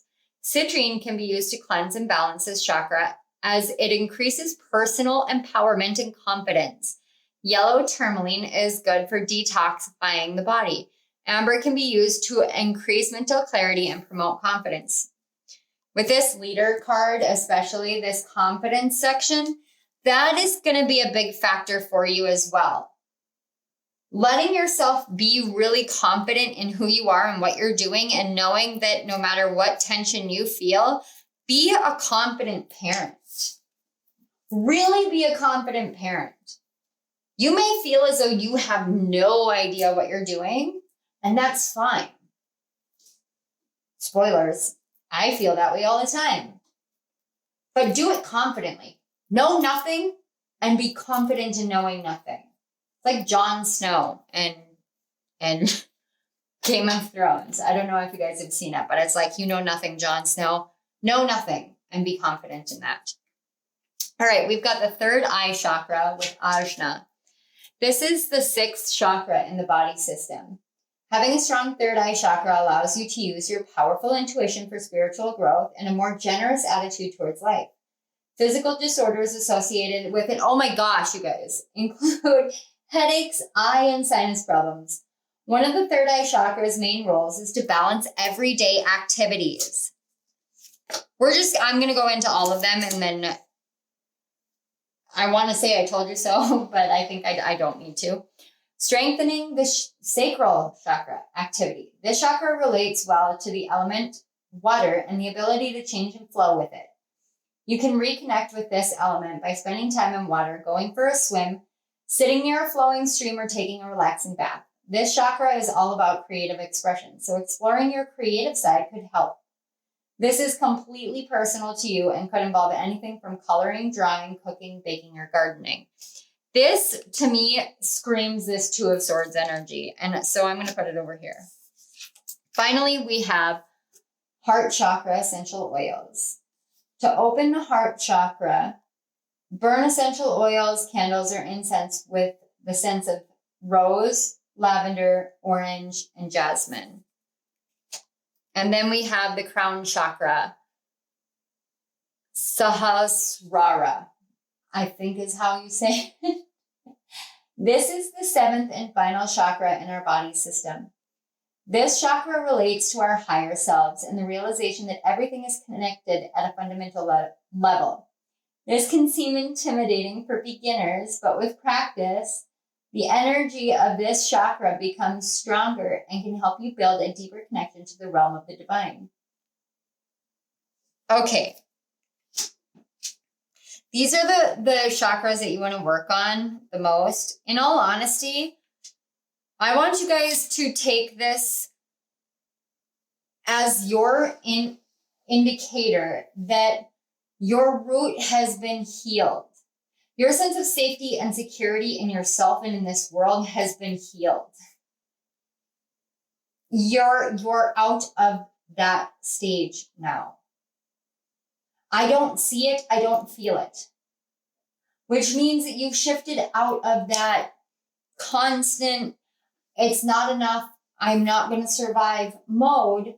And now you are healing that. And now it's moving on beyond that and really coming into a state of thriving. So now it's time to balance these chakras out. And you don't have any repeating chakras here. So now it's more about just balancing all your chakras. There is actually, it's called the Wong Janice, THEWONG Let me see. Let me pull it up here for you. It's actually a playlist on Spotify. And I was listening to it before. Here you go. Okay, I don't want you to actually play it. I just want to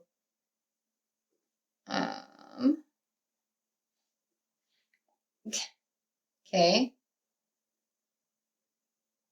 There we go. All right, so it's chakra cleansing with deep cello. I absolutely love these. And you can listen to them in order, or you can pick and choose your chakras. But it's great sound therapy, and it actually really helps relax the body a lot. And that is something that has been really, really strong here. Relax your body, relax your head. Break free of your routine to get back into the beginner's mindset. And don't allow the beginner's mindset to elicit that same amount of fear, because technically you're not a beginner. You're just clearing your mind again. All right, pile 3. I love you guys. You guys are like my soul family. I love you so much. I want you to know I am so grateful for you being here. I am so grateful for what you do as parents. I am so grateful for everything that you're doing. If this resonates, please hit that like button. Don't forget to subscribe to my channel and hit the notification bell so you don't miss any of my upcoming videos. Let me know down in the comment section below which one of how you like to balance your chakras, actually. Just let me know. I'm curious. All right, I want to say thank you again for being here. Thank you to your guides and my guides for connecting your energies together so that these messages could flow through with all this wonderful deep healing. Thank you so much, Spirit, for allowing me to be your conduit here in this world and to bring these messages forth for the parents who really genuinely need these messages right now, because parenting in this day and age, and especially on a spiritual journey, is just a challenge. And I am honored to be able to help others on their journey as you have helped me. All right, pile 3, I love you all. I will see you next time. Bye. Hello, pile 4. If you chose the Intuitive Heart Tarot, True Heart Intuitive Tarot, sorry about that. And the 4th pile, this is your message that Spirit wants you to know.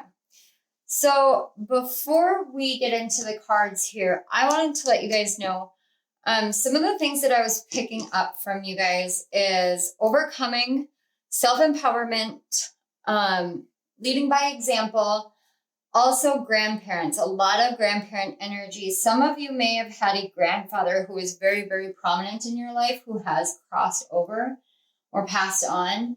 And that grandfather has been coming through very, very, very strongly, definitely in this pile, this reading.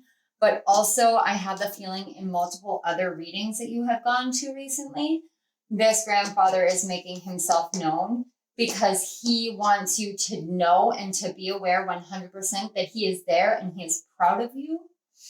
I get this sense that he kind of raised you and stood in for your father, whether it's because your father was non-existent or absent, or your father had passed away, or there's a multitude of different ways this played out, but I am getting this very, very strong grandfather energy with this pile in particular. And he wants you to be 100% aware that he is so proud. And I am seeing this like bright, bright smile, almost kind of like an off-kilter smile, kind of like he just like one side kind of tilts up a little bit higher. And it's almost like there's this mischievous nature to him where it's like you guys shared a lot of secrets, and it wasn't like bad secrets or anything like that. It was like little treasure hunts or little things like that you guys used to do together. And what I'm getting is that he wants you to do more of that with your own kids, because that's something that really helped shape your inner child. And after he passed, those kind of memories would come back and it would cause pain, but it wasn't meant to cause pain. It was meant to actually make you feel alive, to remember these moments that made you feel as though you could touch the sky and you could do anything. And he wants you to really, really do all these things with your kids, because that's why he taught you. He taught you to show you what it was like so that you could continue doing that moving forward, because it's very, very healing for you and for your children. Okay, so that was a very specific energy, very specific message. I won't say it was like specific for one person, because I feel like that was a lot of different kind of grandfatherly energies with similar themes. So don't try to fit it if it doesn't fit, but please take what resonates and leave the rest behind. That just felt so very deeply healing and cathartic to come through. So thank you very much for being here so I could bring that message forth. So now we're going to get into your messages about parenting. And we have 3 cards here. One of them is actually a back of the deck energy, but Spirit was like, no, these need to be out here. And these are magical meditations. Harry Potter Magical Meditations. Sorry, I've got the hiccups, like hiccup burps. That's what happens when a lot of energy flows through. I either yawn, which I feel like I'm going to do, or I hiccup or burp. It's just a confirmation kind of thing. So I'm going to go through these and then channel for you guys, and then we'll pull a card. So the first one is identity. And it says, in Harry Potter and the Half-Blood Prince, Harry becomes known as the Chosen One, a moniker he earns when it is prophesied that he is the only wizard capable of defeating Lord Voldemort. After everything Harry has been through, he courageously accepts this role as his duty and works with Professor Dumbledore to discover the truth about Voldemort's Horcruxes. Have you ever had a job or role thrust upon you that you would have preferred not to accept? How did you handle the situation? Did it change how you thought about yourself? Okay, good. Little bits of hay from my itty-bitty hay bells all over. So we're going to read the other identity card, and then we're going to go into values and beliefs. So this one says, the Harry Potter films are filled with fascination and complex characters. From dreamy, eccentric Luna Lovegood to the brave and confident Nymphadora Tonks to the complicated potions master Professor Snape. Which character in the Harry Potter films do you most identify with? What is it about that character that resonates so strongly with you? And then finally, we have values and beliefs. At the end of Harry Potter and the Deathly Hallows Part 2, Harry snaps the Elder Wand, the most powerful wand in the world, in two. Imagine if you faced a similar choice. What would you do? Would you make the same decision that Harry made? Okay, let's get into it. Number 1.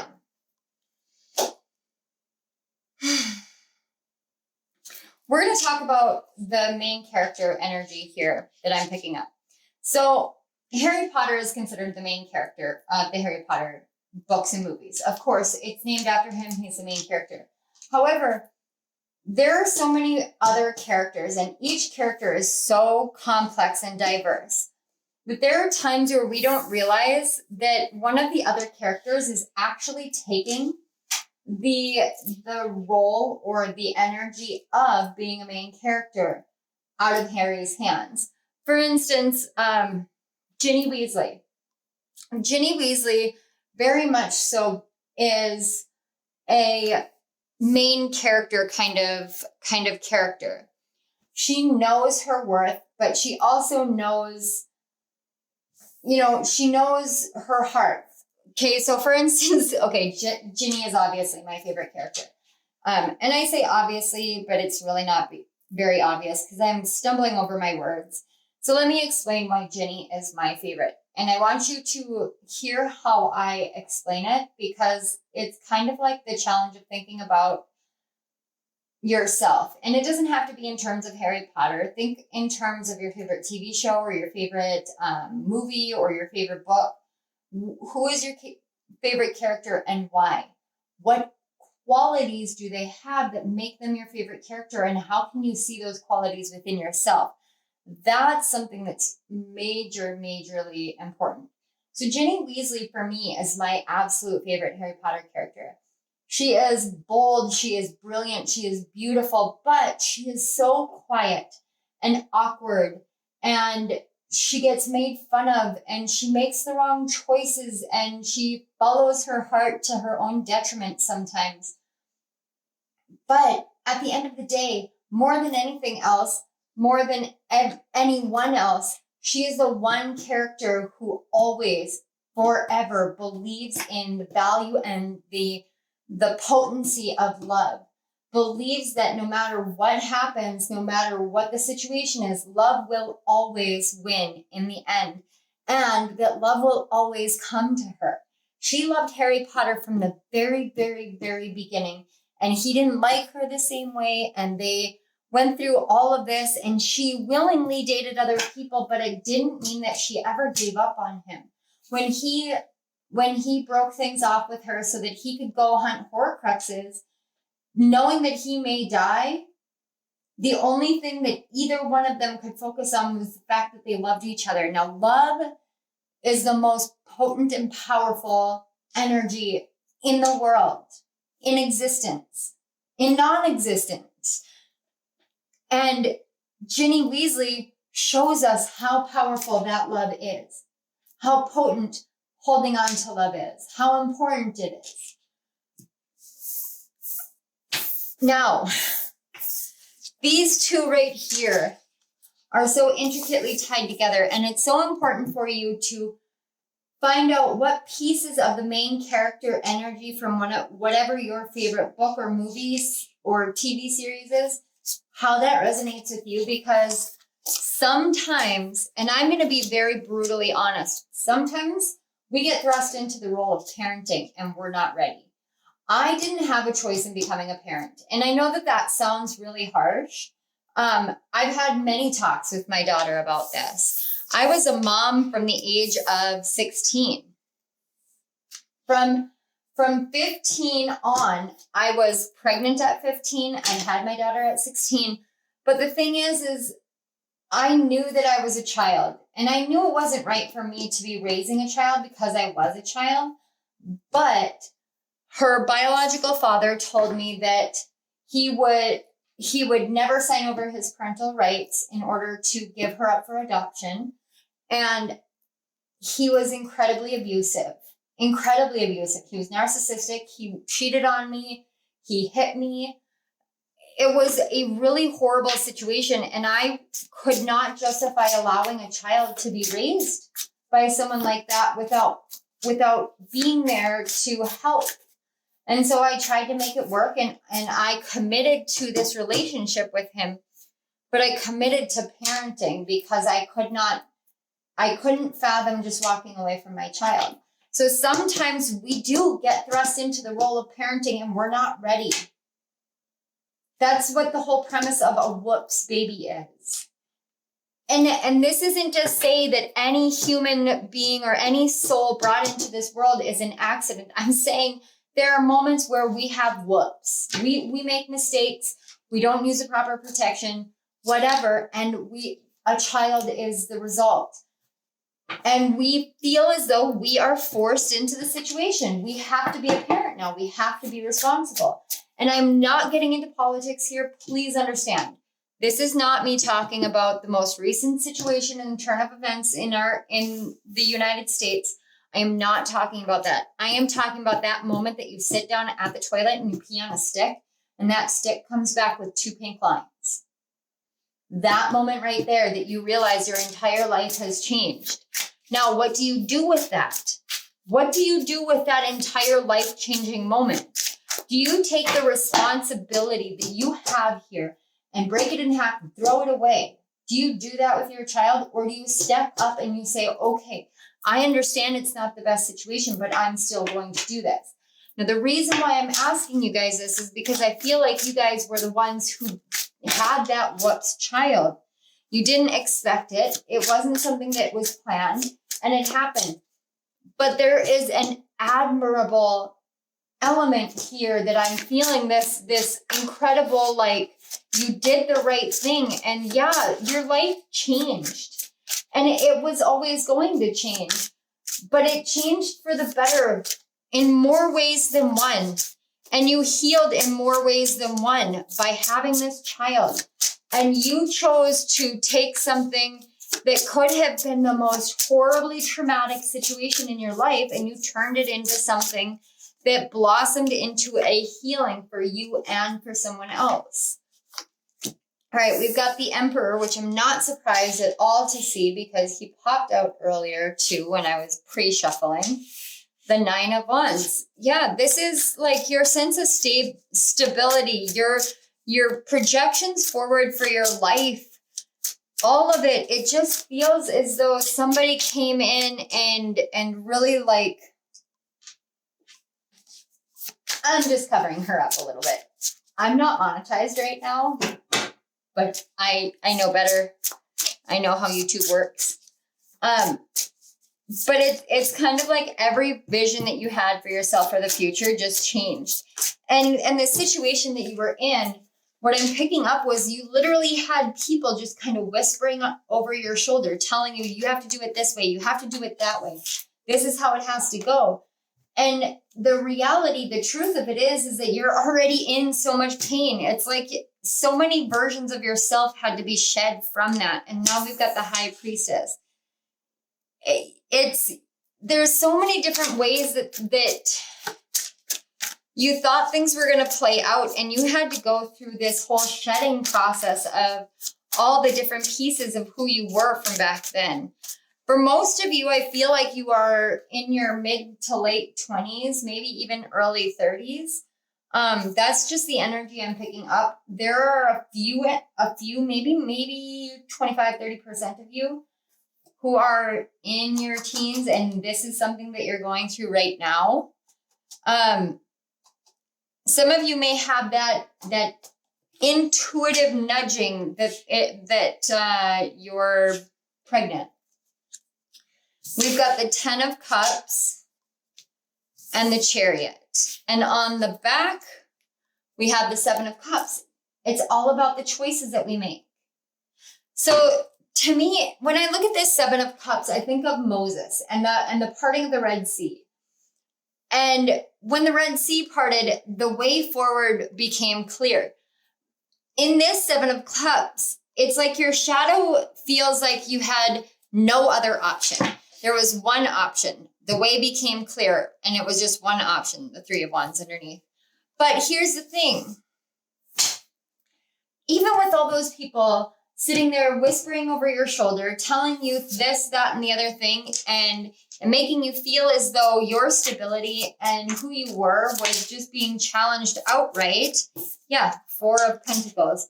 Your stability, the things that you wanted for your life, your ability to create the life that you wanted was just, it was like you had people telling you, this is gone now, this is gone.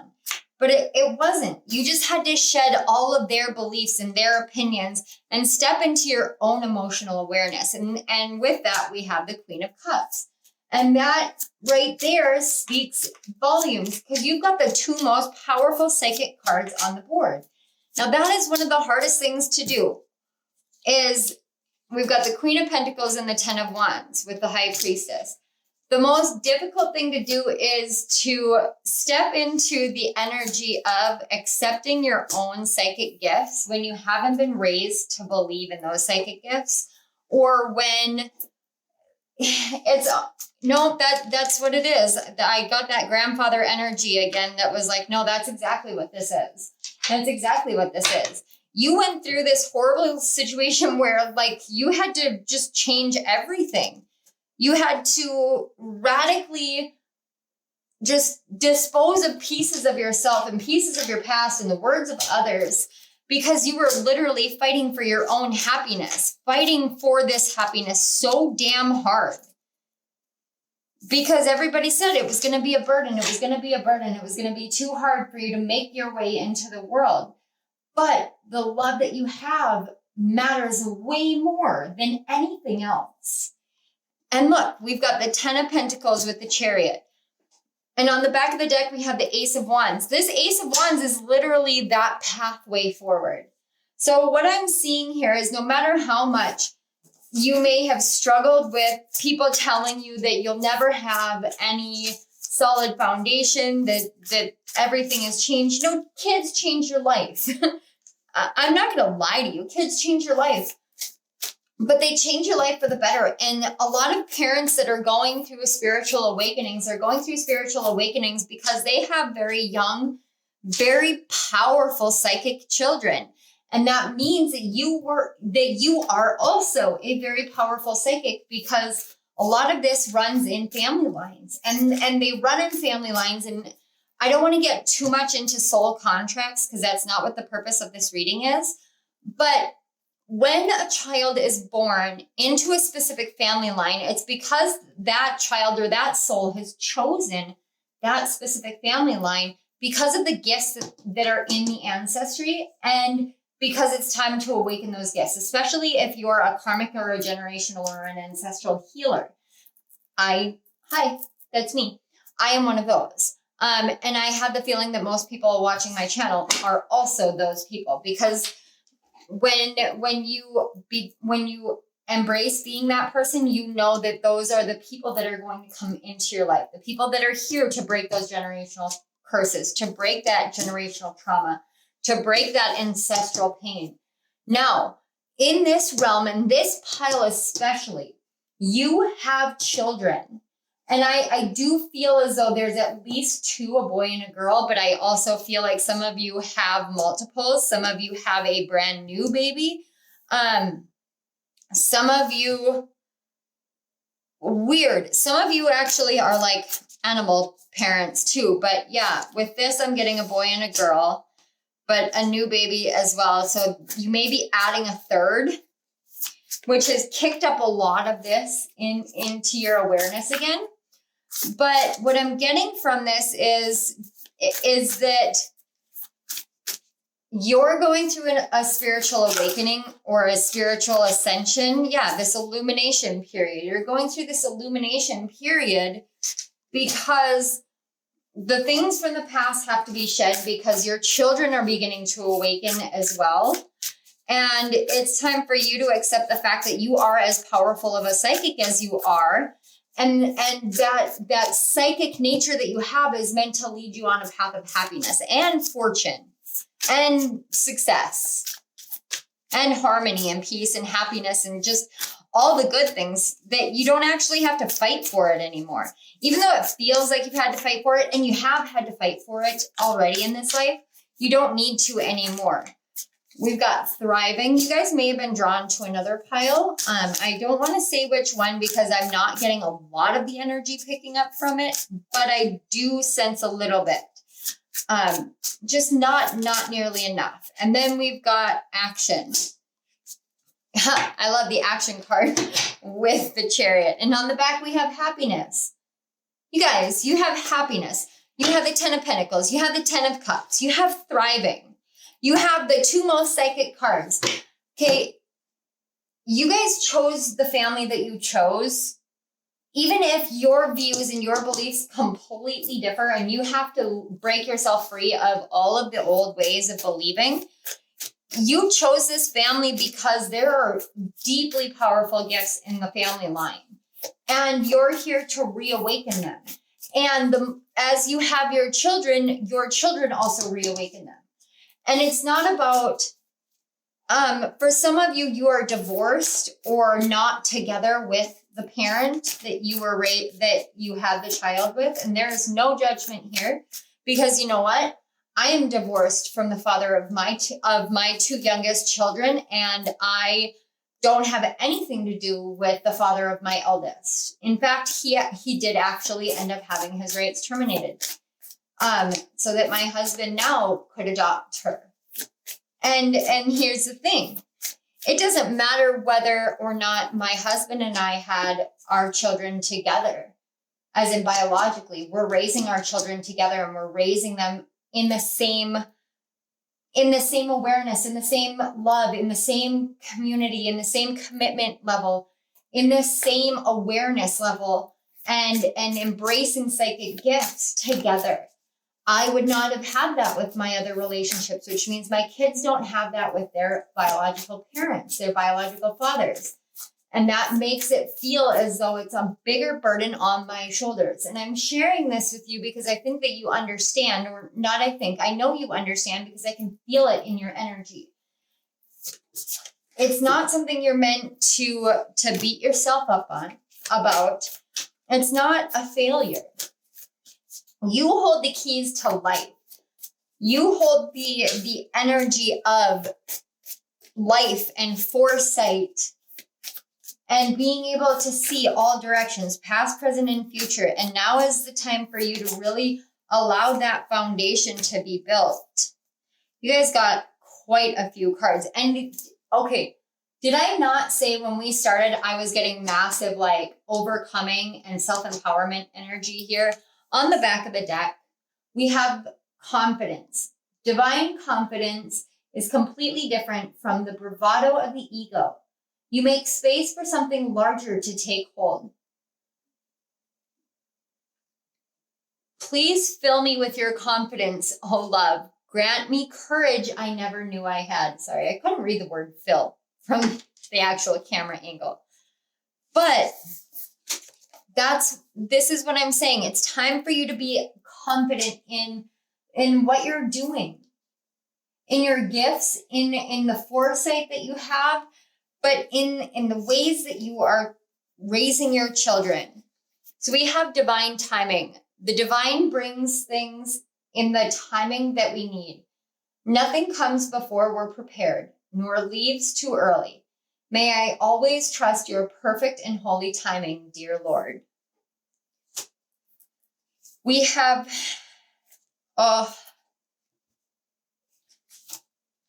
we have patience. If you've tried forever to shift a problem, there's probably something to learn from embracing it. May I let this be for now. Help me relax and trust. Every need will be met. Often change soon follows. And then we have trust and truth.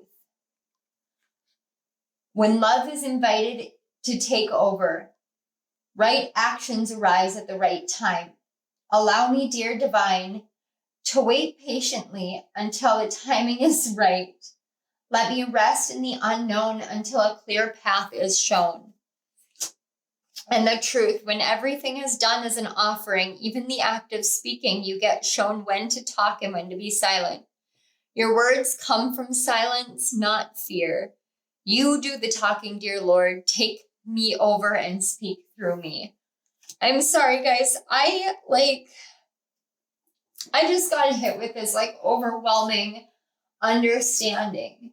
And I can't explain it completely. I feel it from your energy. It is like the cards literally want to tell you that you can trust the divine, that you can trust the timing, that you can trust yourself, that you can trust the joy you feel and the happiness that you feel, that you have been patient, that you have done everything the right way. And it's okay to let go and to surrender now, that you've been patient and you have questioned and wondered, and this message is here because you have needed it for a very long time. And thank you for letting me be the conduit, for letting me be the channel, because I feel honored. There's something with these 4 cards, this divine timing, patience, trust, and truth, and especially the trust and the truth, that just makes me want to cry. And I don't know what it is because I can't associate it with anything in my life, but it's like trusting the truth of who you are, trusting the divinity of who you are, trusting the fact that your kids are being raised exactly how they're meant to, by who they're meant to, because you were always meant to be their mom or their dad or their parent. You were always meant to do that. Even if you didn't have the mother, father, 2.5 children in the picket fence in the urban situation, what everybody in my generation at least grows up believing we are meant to do when we grow up. We're meant to go to college, get a good job, and then get married, pop out 2.5 kids, have a dog, have a white picket fence, and live in the outskirts of some big city. And that's what we're told. That's what we're told when we're kids. That's what we're raised to believe is what we're meant to do. And that's not the case here. This is about learning how to embrace being different, to trust that you are doing things the way that you're meant to, and that you have the full love and the full support from the divine. And you really do. You genuinely do. And I don't see any one specific color here. I literally see all the colors of the rainbow. To me, that is saying that you have such beautiful alignment within your energy. Like, you guys are my highly spiritual people. And I am honored to have highly spiritual parents watching my channel. because it is not an easy thing to parent as a spiritual parent.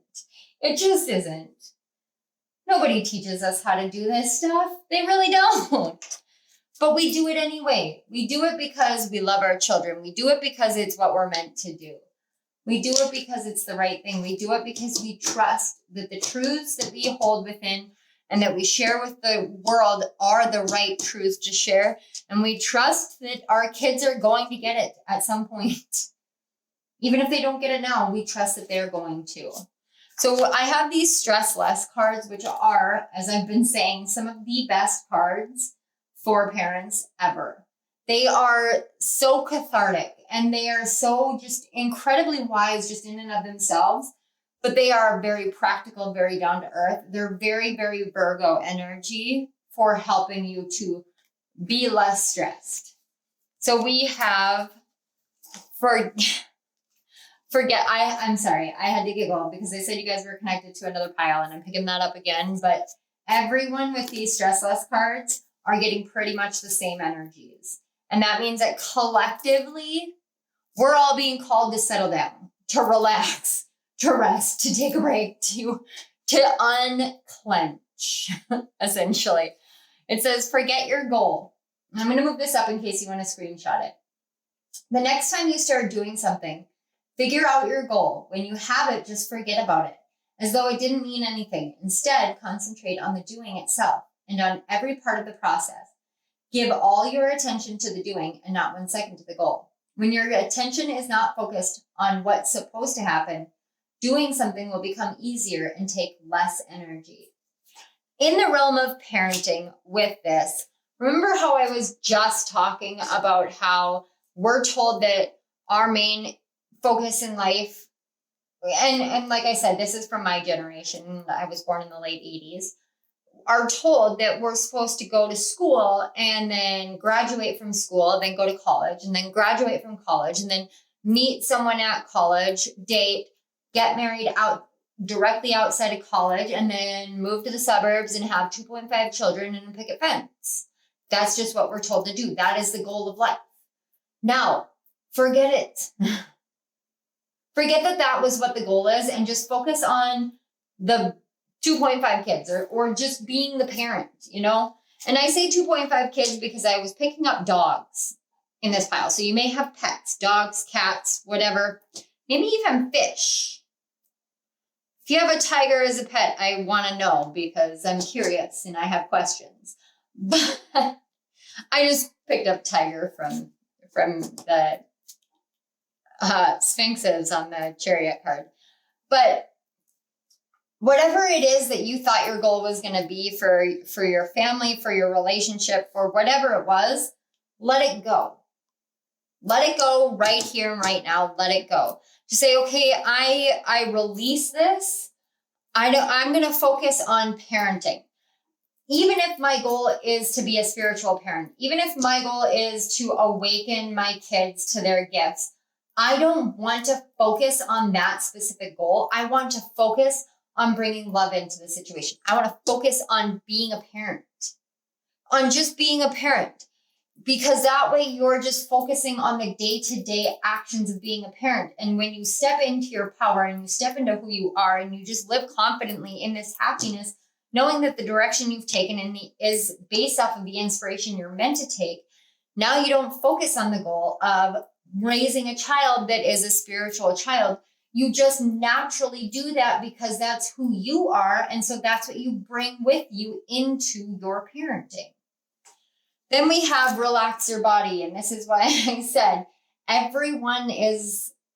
we are all collectively hearing the same thing. Relax your body. Close your eyes and start relaxing your body. Go from bottom to top. The soles of your feet, calves, thighs, lower abdomen, diaphragm, lungs, back, neck, face, forehead. Concentrate on every part of your body and relax your whole body in the end. Keep resting in your relaxation for 5 to 10 minutes. By getting rid of the tenseness, you will relax your whole body and feel calmer. Now, there was another card that was similar to this that talks about tensing your entire body from top to bottom and then releasing from bottom to top. or thereabouts. And I just saw 3344 on my clock. So 3s and 4s or 33s and 44s may be significant for you guys. Also the 7s may be significant for you. But what I was saying is that's something that they teach you in meditation because it helps you relax your body a lot faster and a lot easier. So you tense all of your muscles up and then you release. And when you do that, you actually feel more relaxed within your body, within your muscles, within your tendons, within all of your body, because you've tensed everything as much as it can be tensed, and then you release it. And now it's had its moment of clench and release enough so that you're working that anxiety out, and that actually helps release oxytocin into your system. So then the next one we have is walk slowly. During your break from work or when you're moving from one place to the next, try walking intentionally extra slow. The busier or more stressed out you feel, the slower you walk. Pay attention to what you're walking on and take mental notes on how the walking feels. When you act calmly, your body will calm down. Now, this feels like a direct message for me as well, because I am one of those people that I'll go to, like, say, the grocery store, and I will walk ridiculously fast. It's just what I do. So forcing yourself to walk slowly actually helps calm your body down. So if you think about it, when you are in a state of panic, one of the best ways to overcome an anxiety attack or a panic attack, and I am not a licensed professional. I am an accredited psychotherapist, but I'm not a licensed professional. So please take this with a grain of salt and check with your medical provider before you try this. If this sounds like it might be something you want to try, but one of the best ways to help with that I have found is pressure. It's like it's just like treating Asperger's. With Asperger's and you get really, really tense, you have to calm down the sympathetic nervous system. And in order to calm down the sympathetic nervous system, you have to apply pressure. Just like they do when they are about to brand cattle, they put it in a cradle to calm the cattle down before they brand it, so that they're not panicking and tensing up and creating more harm.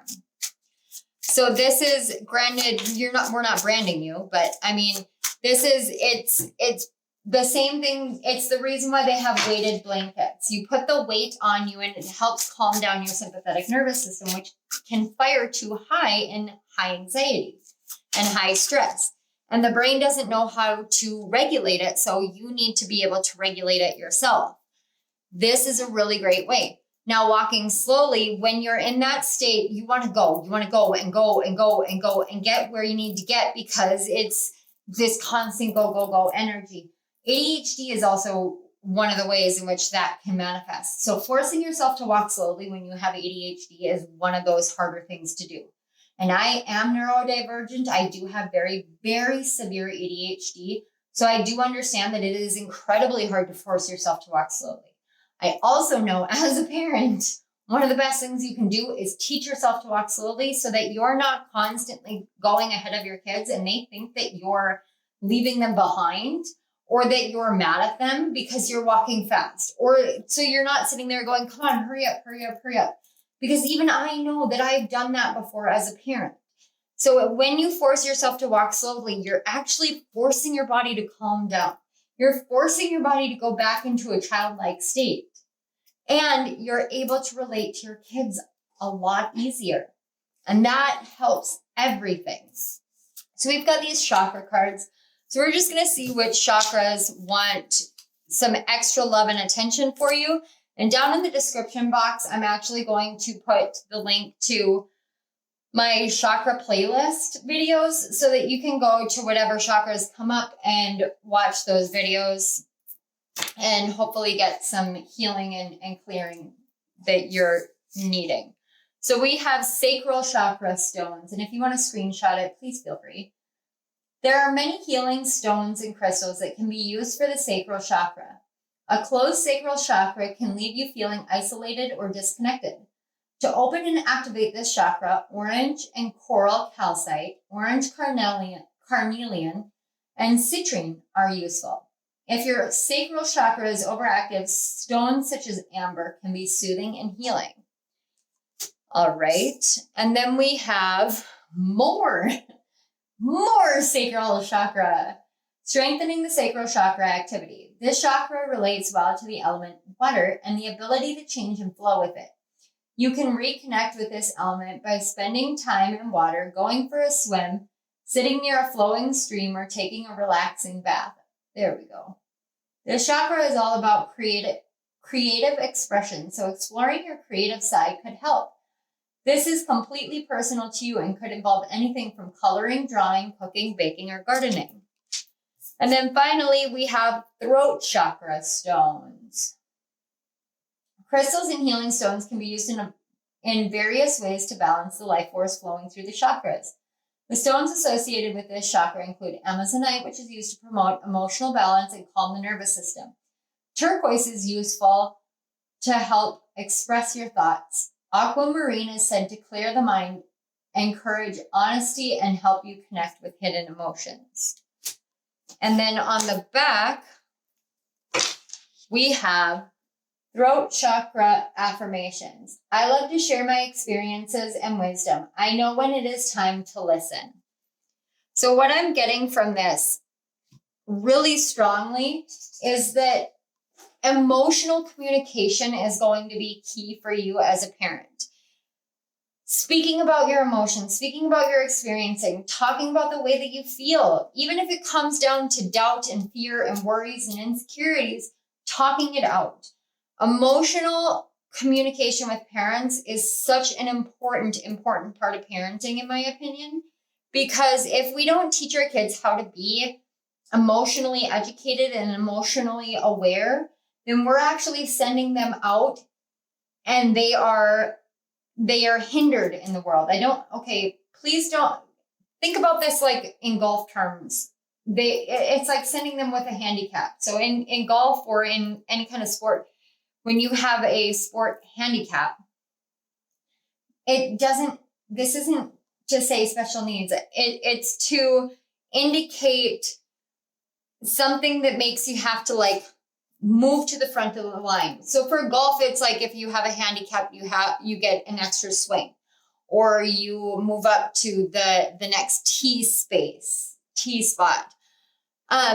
You're sending them out into the world in a state of lack of something because they are lacking emotional awareness. And emotional awareness is so important in the world that we live in, because there are a lot of people that will agree. And even I want to say it was,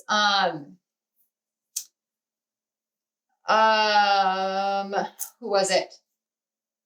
Shaman Durek. I'm sitting there looking at the book itself, Spirit Hacking by Shaman Durek, where he says, we're living in a world he makes some reference to us living in like the time of the narcissist. And if you notice, there are references to narcissists everywhere, and narcissists and empaths everywhere.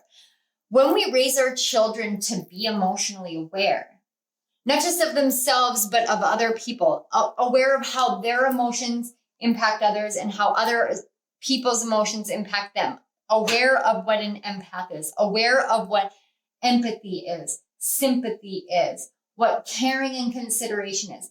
This is about speaking the truth of the emotions and allowing yourself that freedom of creative expression. This is all about talking to your kids. It can be so difficult to do that. But when you speak to your kids about the truth of what makes you happy, what makes you sad, what makes you scared, what you have gone through, you show them that you are human. And that's so important. In this day and age, it is so important. Pile 4s, I can see that you are incredibly powerful. Psychics, channelers, teachers, healers, and you are raising children just like you. Thank you so much for what you do for the collective. Thank you for what you do for yourself. Just thank you. Thank you so much.